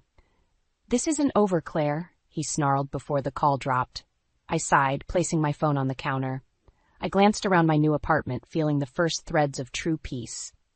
The next morning I stood by my lawyer's office, ready for the storm. Jonah, Ellen, and Gregory arrived, their faces a mixture of fury and desperation. I stepped outside to meet them. "Claire, let's be reasonable," Jonah started, his voice wavering. "We can work this out." "We tried," I countered. "You chose them over our marriage time and time again. This is the result." Ellen stepped forward, her eyes blazing. "We took you in, treated you like family." "Your idea of family is using me as a bank and a maid," I fired back. "That's not family." Gregory leered at me. "You'll pay for this, Claire." "No, I'm done paying," I answered firmly, handing Jonah the divorce papers. "Sign these. We're finished." The neighbors nearby began to gather, their curiosity piqued by the spectacle. Jonah glanced at the growing audience, his face flushed with embarrassment. Ellen looked ready to burst, her hands shaking as she snatched the papers from me. "You can't do this," she screamed. "We'll fight you." But their threats fell flat. "Go ahead," I said loudly, making sure the neighbors heard. "But you'll find that legally, you've got no standing. This is my house, my money, and now, my life." Gregory tried to lunge at me, but Jonah held him back, looking defeated. "Just sign the papers, Dad. We have no choice." Ellen gave a final, venomous glare before grabbing a pen and signing the papers with trembling hands. Gregory followed, his anger palpable. Jonah was last, his eyes locking with mine one final time before he signed. "Goodbye, Jonah," I said, turning to leave. The weight of revenge lifted, replaced by a lighter, unburdened spirit. I felt empowered and strong, walking away from the chaos they tried to bind me in. Back at my apartment, I smiled genuinely for the first time in months. It was over. Finally, truly over. The power they had wielded was gone, and in its place, I found my freedom. As the door clicked shut behind me, I knew without a doubt that my new chapter had just begun. In the days following the confrontation, the fallout was swift and dramatic. Jonah, Ellen, and Gregory scrambled to find a place to stay, thrown into disarray. I heard through the grapevine that they had checked into a cheap motel nearby, their former grandeur reduced to complaining about the thin walls and bad service. My days, however, were looking brighter. The air in my new apartment seemed fresher, every small action of my newfound freedom. At work, things were electric. My colleagues noticed a spring in my step, and more than one asked what had changed. "Claire, you're glowing," Ryan commented as we worked on a project. "Did something good happen?" "You could say that," I replied, a genuine smile forming. The feeling of taking back control was better than any spa day the Crosbys could have charged to my card. Meanwhile, Ellen and Gregory's attempts to save face were failing spectacularly. Gregory tried calling in favors from his business contacts, hoping someone would provide a temporary space or financial aid. The responses were as cold as his heart, each rejection a blow to his inflated ego. Ellen's threats of legal action fell apart quickly. My lawyer, Kate, was thorough and efficient. "Don't worry, Claire," she reassured me over the phone. "They have no grounds to stand on. You made sure of that." Their public disgrace brought a strange satisfaction. The neighbors talked in hushed tones about the family who had been so unceremoniously evicted. Each muttered word was a victory for me. The old me would have felt guilty, but no more. I was done with feeling sorry for them. Ellen, ever the instigator, couldn't resist calling me. "This isn't over, Claire. You'll pay for humiliating us," she spat through the phone. I chuckled, the sound surprising even me. "Ellen, your eats are empty. Move on." "I have." Click. I hung up, feeling lighter. Ryan, who'd overheard my side of the conversation, raised an eyebrow. "Everything okay?" "Better than okay," I said, my grin widening. Jonah showed up once at my apartment, a last-ditch effort. He looked harried, his eyes pleading. "Claire, please, can we talk?" I leaned against the doorway, arms crossed. "Talk about what, Jonah? You made your choices." "I'm sorry," he started, but I cut him off. "Sorry isn't good enough," I said firmly. "You chose them over us, over me, and now you face the consequences." Jonah's shoulders sagged. I didn't know things would get this bad. "Well, they did, and now it's time for you to deal with it," I replied. "Goodbye, Jonah." Closing the door on him felt like closing a door on the last remnants of my past. I felt a rush of empowerment, a clear signal that I was moving forward. Ryan caught me after work that day. "You really are something, Claire," he said with admiration in his eyes. "Just doing what needed to be done," I replied simply. Back in my apartment, I toasted to my newfound peace. It wasn't just about revenge, it was about reclaiming my life, my independence. The sight of Jonah, Ellen, and Gregory struggling was merely the cherry on top. I curled up with a book, the quiet of my space a comforting blanket. The drama was behind me, and the future ahead seemed full of promise. For the first time in a long while, I could envision a life free from manipulation and control, and that was the sweetest victory of all. Settling into my new apartment brought a sense of liberation I hadn't felt in years. I threw myself into my new role at work with gusto, thriving in the creative energy and camaraderie of my team. The promotion meant longer hours, but I welcomed them, relishing every new challenge that came my way. One evening, after a particularly busy day, Ryan caught me as I was packing up. "Hey, Claire, a few of us are going out for drinks. Care to join?" For a moment, I hesitated, then smiled. "Why not?" At the bar, the conversation flowed easily. Ryan and I exchanged stories, shared laughs. It felt good to unwind, surrounded by friends who respected me. "So you're finally free from that madhouse, huh?" Ryan said, clinking his glass against mine. "Yeah, it feels like I can finally breathe again," I replied, a genuine smile on my face. Despite the emotional fallout from the divorce, I found myself enjoying my independence. My days were full, my nights peaceful. The anxiety that once gripped me was replaced by a newfound sense of joy. One day, as I was leaving the office, my younger coworker, Ethan, caught up to me. "Hey, Claire, you got a minute?" "Sure, what's up?" I asked, curious. Ethan looked a bit nervous, scratching the back of his head. "I was wondering if you'd like to grab dinner sometime. Just the two of us." I blinked, caught off guard. "Dinner? Are you asking me out, Ethan?" He chuckled, a bit embarrassed. "Yeah, I guess I am." I smiled, considering his offer. "I'd like that." "When?" "How about tomorrow night? There's this great Italian place I know." "Sounds perfect," I said, feeling an unfamiliar flutter of excitement. The next evening, we met at the cozy Italian restaurant. Conversation flowed easily, and Ethan's youthful exuberance was infectious. Over plates of pasta and glasses of wine, I found myself opening up in a way I hadn't in a long time. "You seem different now," Ethan noted, twirling his fork. "Happier." "I am," I admitted. It's been a tough journey, but I'm finally finding myself again. Ethan smiled warmly. Well, I'm glad. You deserve to be happy. As the evening drew to a close, we walked back to my apartment. Ethan hesitated at the door, looking as if he wanted to say something. Thank you for tonight, I said, breaking the silence. I had a great time. Me too, Ethan replied, leaning in for a quick, shy kiss on the cheek. Good night, Claire. Good night, Ethan, I said, closing the door and feeling a warmth spread through me. Inside, I sat down with a content sigh. Life was starting to unfold in ways I never imagined. The past was behind me and a future full of possibilities lay ahead. Over the next few weeks, Ethan and I spent more time together. We explored the city, shared meals, and laughed late into the night. It was refreshing to be with someone who appreciated me for who I was, without any hidden agendas or manipulations. With each passing day, I realized how strong I had become. No more compromises, no more living under someone else's thumb. This was my life, and I was determined to live it on my own terms. One evening, as I sat in my apartment, the city lights twinkling outside my window, I felt a profound sense of peace. The chaos and drama of the past were behind me, replaced by a calm, steady happiness. This was my new chapter, a fresh start. And for the first time in a long while, I felt optimistic about the future, confident that I could handle whatever came my way. I wake up to the sound of raised voices in the living room. Henry's tone is sharp, laced with irritation. You had no right to confront Mom like that. I swing my legs over the side of the bed, bracing myself for the confrontation. No right? She's been treating me like a servant for years. As I enter the living room, Henry's eyes narrow. Marge sits on the couch, lips pursed, her arms folded across her chest. The tension is palpable. Emily, dear, Marge says, her voice dripping with saccharine condescension. I was only trying to help. You know how forgetful you can be. I bite back the retort on my tongue. For 15 years, I've endured Marge's constant criticisms, her backhanded comments about my homemaking skills. But today's insult was the last straw. Henry steps between us, ever the peacekeeper. Mom, you should have called before coming over. Marge waves a dismissive hand. Nonsense. I'm family. Emily knows I'm always welcome.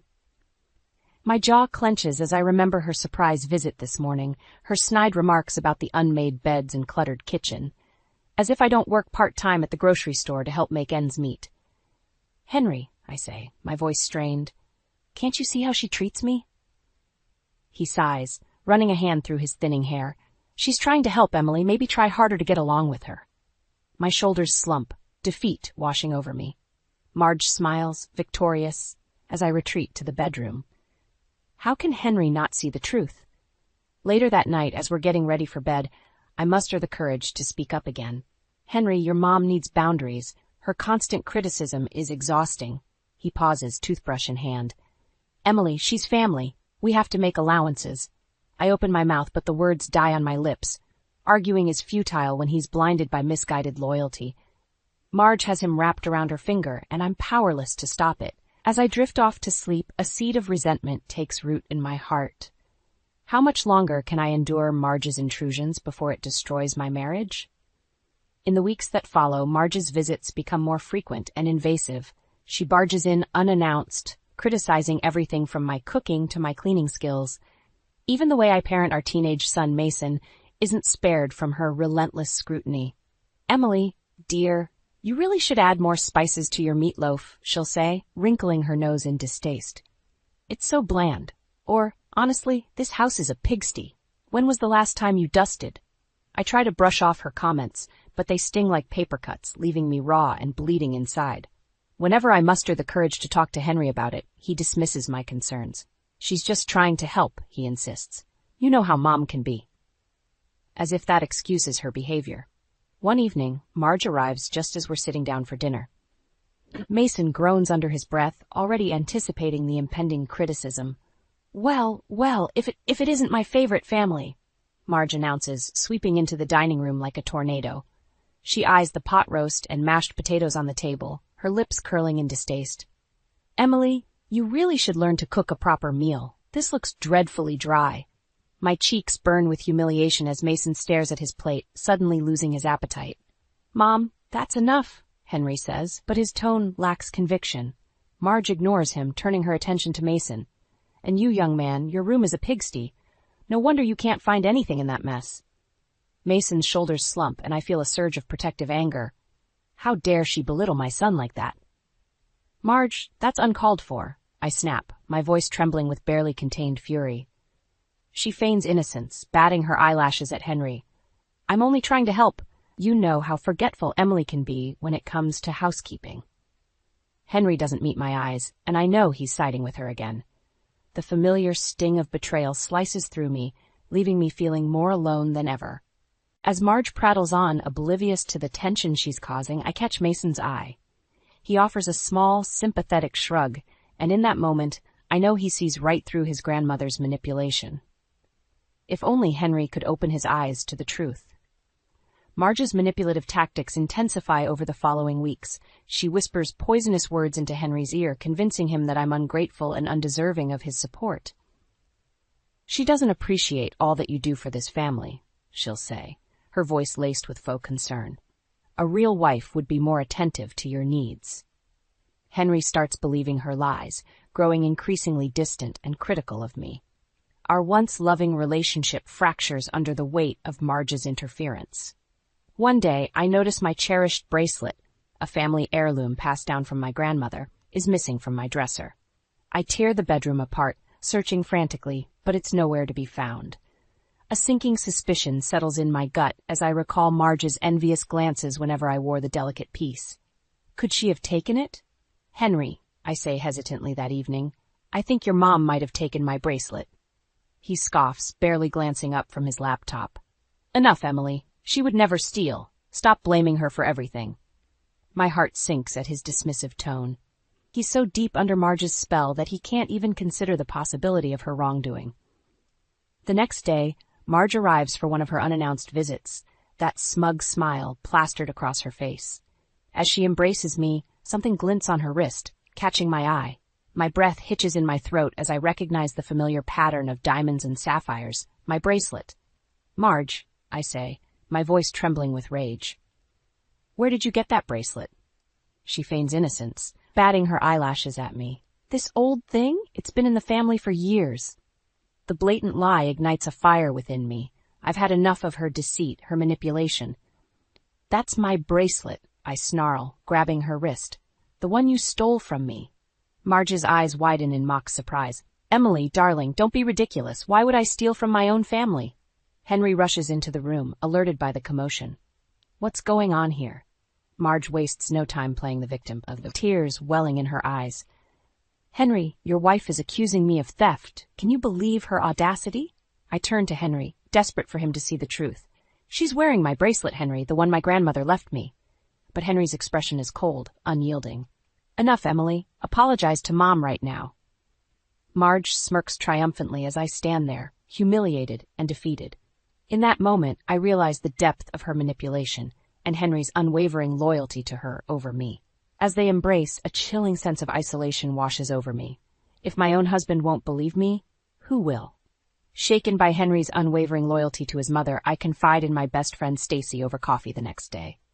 I don't know what to do, I say, my voice trembling with unshed tears.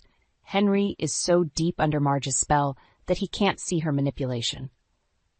Stacy's eyes blaze with righteous anger. Emily, they've been using your trust to manipulate you. It's time you fought back. Her words ignite a spark of determination within me. I've been too passive, too willing to turn a blind eye to Marge's toxic behavior. But no more. Stacy suggests reaching out to my estranged father-in-law, Bill, for advice. Despite his divorce from Marge years ago, he's always been kind and supportive toward me. Bill agrees to meet me at a quiet diner, his eyes filled with a mixture of sadness and understanding. I'm sorry you've had to endure Marge's manipulation, he says, squeezing my hand. She has a history of this kind of behavior. She drove a wedge between me and my other children, too. My heart sinks as he reveals shocking truths about Marge's past. Her lies, her deceit, her ability to turn family members against one another for her own gain. I tried to warn Henry, Bill continues, but he was always her favorite. She had him wrapped around her finger from a young age.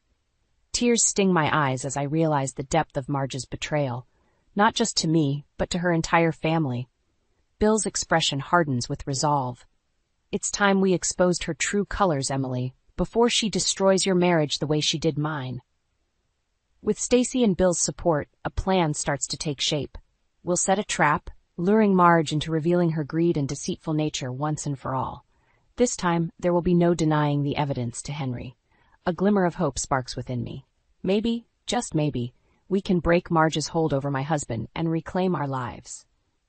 As I leave the diner, determination surges through my veins. Marge has underestimated me for far too long. It's time to fight back and win. With Bill and Stacy's help, I devise a plan to expose Marge's true nature once and for all. First, I need to lure her in with a false sense of security. Marge, I've been doing a lot of thinking, I say, feigning remorse. I realize now how much I've mistreated you. You were only trying to help, and I lashed out unfairly. Marge's eyes widen, surprise flickering across her face. But she quickly composes herself, nodding sagely. Oh, Emily, I understand. Family can be trying at times. I force a smile, fighting the urge to roll my eyes. I want to make it up to you. How about you come over for dinner this weekend? A fresh start between us. Marge preens, basking in her perceived victory. Of course, dear, I'd be delighted. The next few days are a flurry of preparation.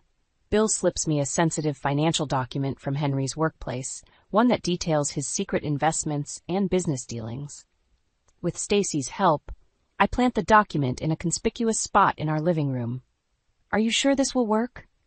I ask Stacy, doubt creeping in.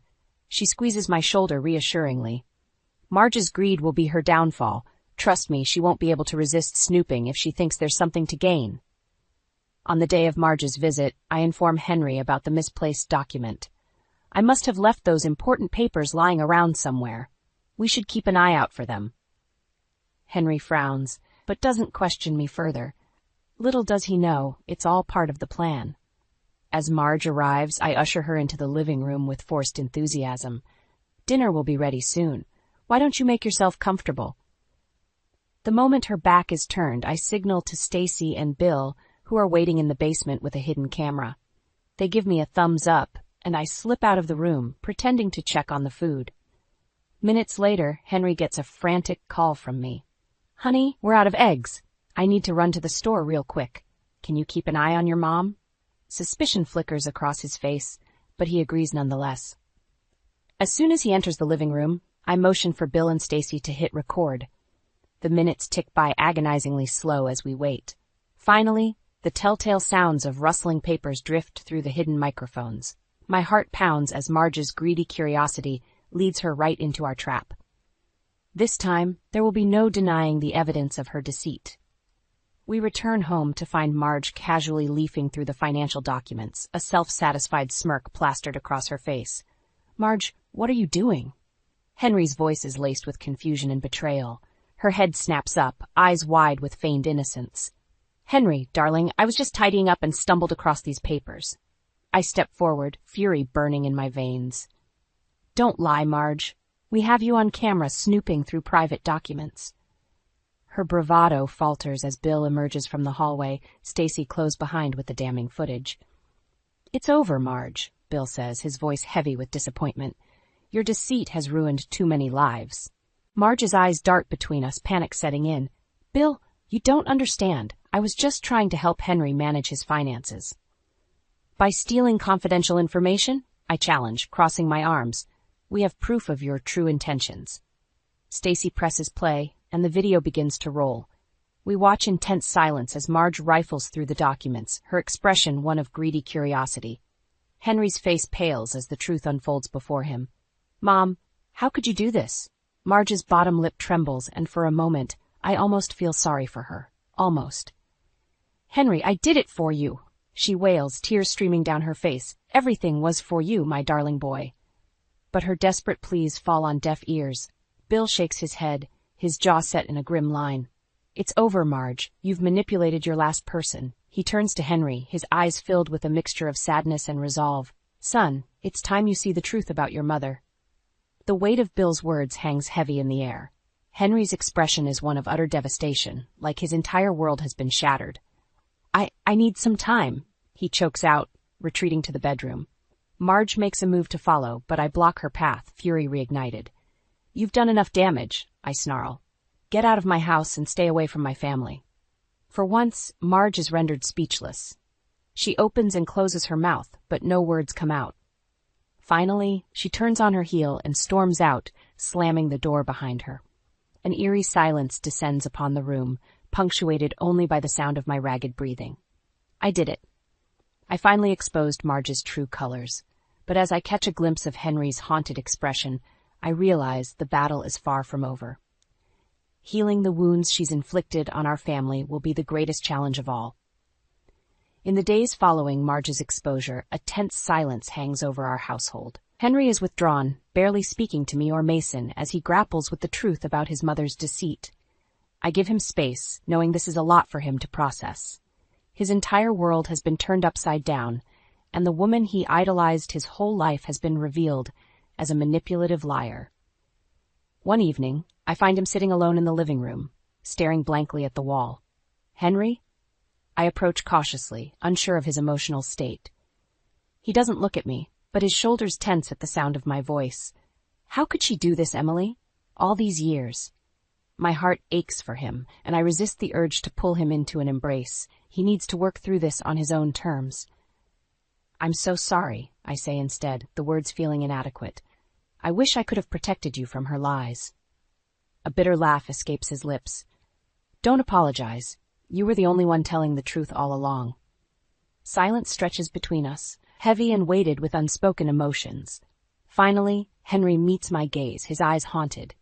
I need to see her, to hear her side of the story. Panic grips me at the thought of Marge worming her way back into our lives. Henry, I don't think that's a good idea. She'll only try to manipulate you again. But he shakes his head, resolute. I have to do this, Emily, for closure. I can see the determination in his eyes, and I know there's no dissuading him. With a heavy heart, I agree to set up a meeting with Marge. 2 days later, we gather in a neutral location, a small cafe on the outskirts of town. Marge arrives first, her face pale and drawn. When Henry enters, her expression brightens with a glimmer of hope. Henry, my darling boy, I knew you'd come to your senses. But Henry doesn't return her embrace. He holds up a hand, stopping her in her tracks. Save it, Mom. I'm here to get answers, not for your excuses. Marge's lip trembles, and for a moment, I almost feel sorry for her, almost. I did it all for you, Henry, she pleads. Everything was to protect you, to keep our family together. Henry's jaw clenches, and I can see the anger simmering beneath the surface.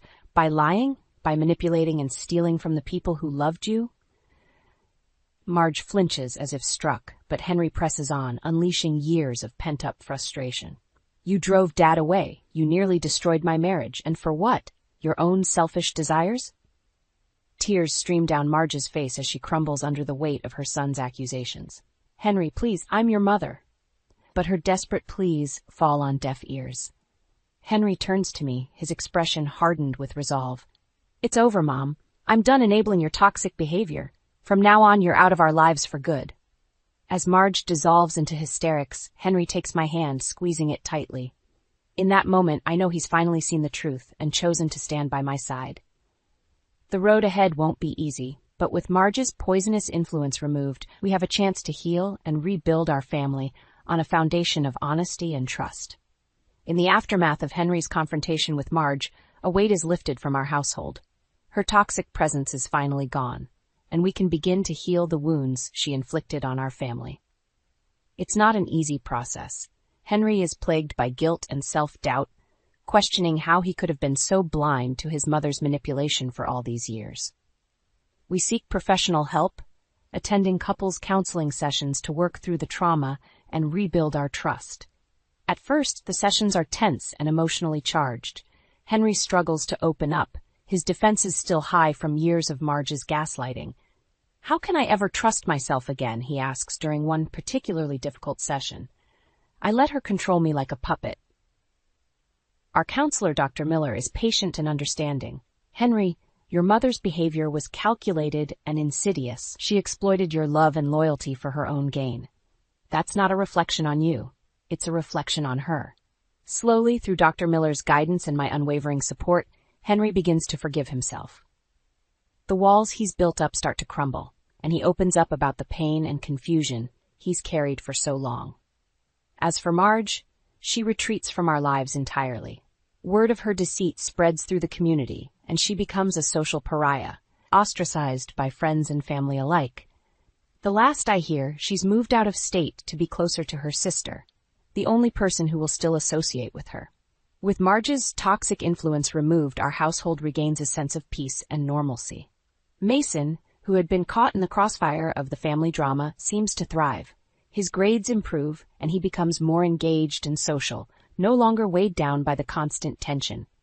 And Henry, my dear Henry, the man I fell in love with all those years ago, begins to re-emerge, his warmth and kindness shining through once more. One evening, as we're enjoying a quiet dinner together, he reaches across the table and takes my hand. "Emily, I owe you the biggest apology," he says, his eyes shining with sincerity. "You stuck by me through everything, even when I was too blind to see the truth." I give his hand a gentle squeeze. "We've both been through hell, Henry, but we made it to the other side, together." A small smile tugs at his lips and he nods. "I love you, Emily. Let's make a fresh start, just the two of us." As if on cue, there's a knock at the door. Henry frowns, but I recognize the familiar rap. It's Stacy, my best friend and confidant through this entire ordeal. When I open the door, she's beaming, holding a familiar velvet box in her hands. "I managed to track down your grandmother's bracelet," she says, pressing the box into my palm. "Thought you might want it back." Tears prick my eyes as I open the box, revealing the delicate heirloom that had been the catalyst for so much pain and heartache. But as I fasten the bracelet around my wrist, I feel a sense of hope and renewal wash over me. This piece, once tainted by Marge's greed and deceit, now represents our family's resilience and the bright future that lies ahead.